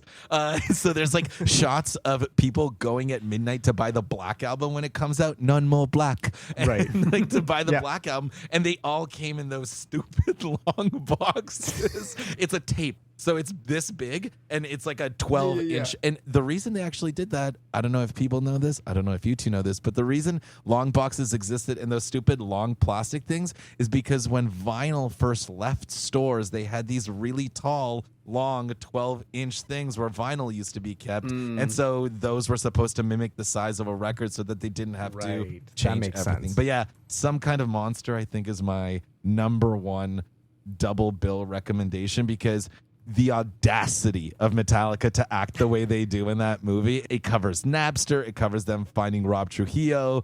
Just thinking about it makes me laugh because they take themselves so seriously. And this is everything Spinal Tap fought against. And so, yeah, if you're going to do a double bill, good thing Spinal Tap's 82 minutes, because then you get 2.5 hours of Metallica bickering about drum sounds and about how much they dislike each other. So, yeah, it's not as long as Get Back, but it's up there.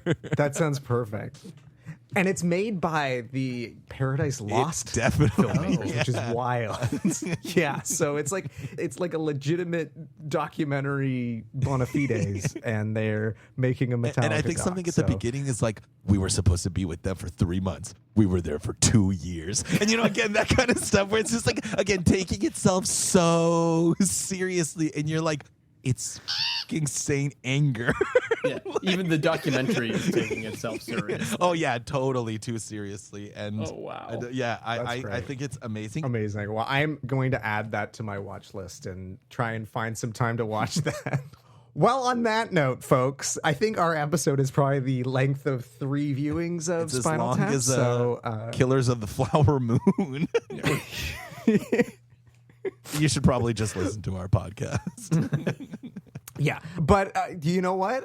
We got a real banger for you next time, because on the next episode of the Springfield Googleplex, we will be watching Police Academy. Nate is going to force me through this. And hey, look, it's interesting because The Simpsons has never parodied Police Academy, but they talk about it all the damn time. Again, it's one of the most popular movies of the year we just talked about, 1984. Yeah. Never seen it, and I don't know anyone who's seen it, but it was a big thing. They made like 10 of them, so they sure did. Into that. Bobcat Goldthwait. We'll find out who makes Steve Guttenberg a star. I'm not looking forward to it. And whenever Nate has a lot of glee to watch a bad movie on this program, I always end up wanting to quit the show. Well, that's where my glee comes from. Yeah, exactly. The hope that you'll quit. I mean, the bar was set very low with Day of the Dolphin, so we'll see. We'll see. I mean, hopefully this is more like Scott, Paint Your Wagon and less like Day of the Dolphin. By the way, I tip my hat to you two for watching Paint My Wagon, because God, that is rough. You're heroes in my books. Yes. Well, it was a movie that I forced Nate to watch with me, even though we don't live in the same country. We figured out a way to do it because I was like, I will not sit through this movie otherwise. I thought it was hilarious. I actually enjoyed watching it, but yes. Well, I'm a sick puppy. Yes. So anyway. Yeah. Until then, thank you so much for joining us for another episode of the Springfield Googleplex, the movie podcast for Simpsons fans. If you liked what you heard, please leave us a review and share this episode with the Simpson fans and film buffs in your life. Marco, thank you so much for joining us. We had so much fun chatting with you. It's so nice to have someone who actually knows what they're talking about on this show instead of us yucks. Is there anything you want to plug before we go? God, no. I'm a student, man. Teacher. No, I actually do write for Exclaim magazine. I do movie reviews and music reviews and a lot of like metal and punk stuff. So Spinal Tap Light, I guess. So if you ever want to read some of the other stuff I write, some reviews on movies and records and concerts and, interviews, please check me out on Exclaim. I have a Twitter. It's my full name, which no one can spell. Barely I can spell it. It's Marko, Marko Djurdjic, DJURDJIC. Check it out if you feel so inclined. And thank you, too, for having me on the show. It was really fun. I had a great time. It was a blast having you, man. Cheers. So thank you so much. And on that note, Nate, until next time, we will see you around the Plex. See you around the Plex.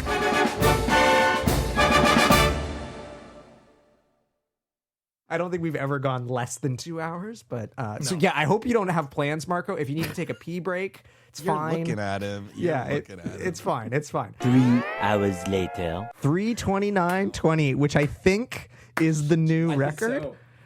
That's going to be fun to edit. Good night, Springton. There will be no encores.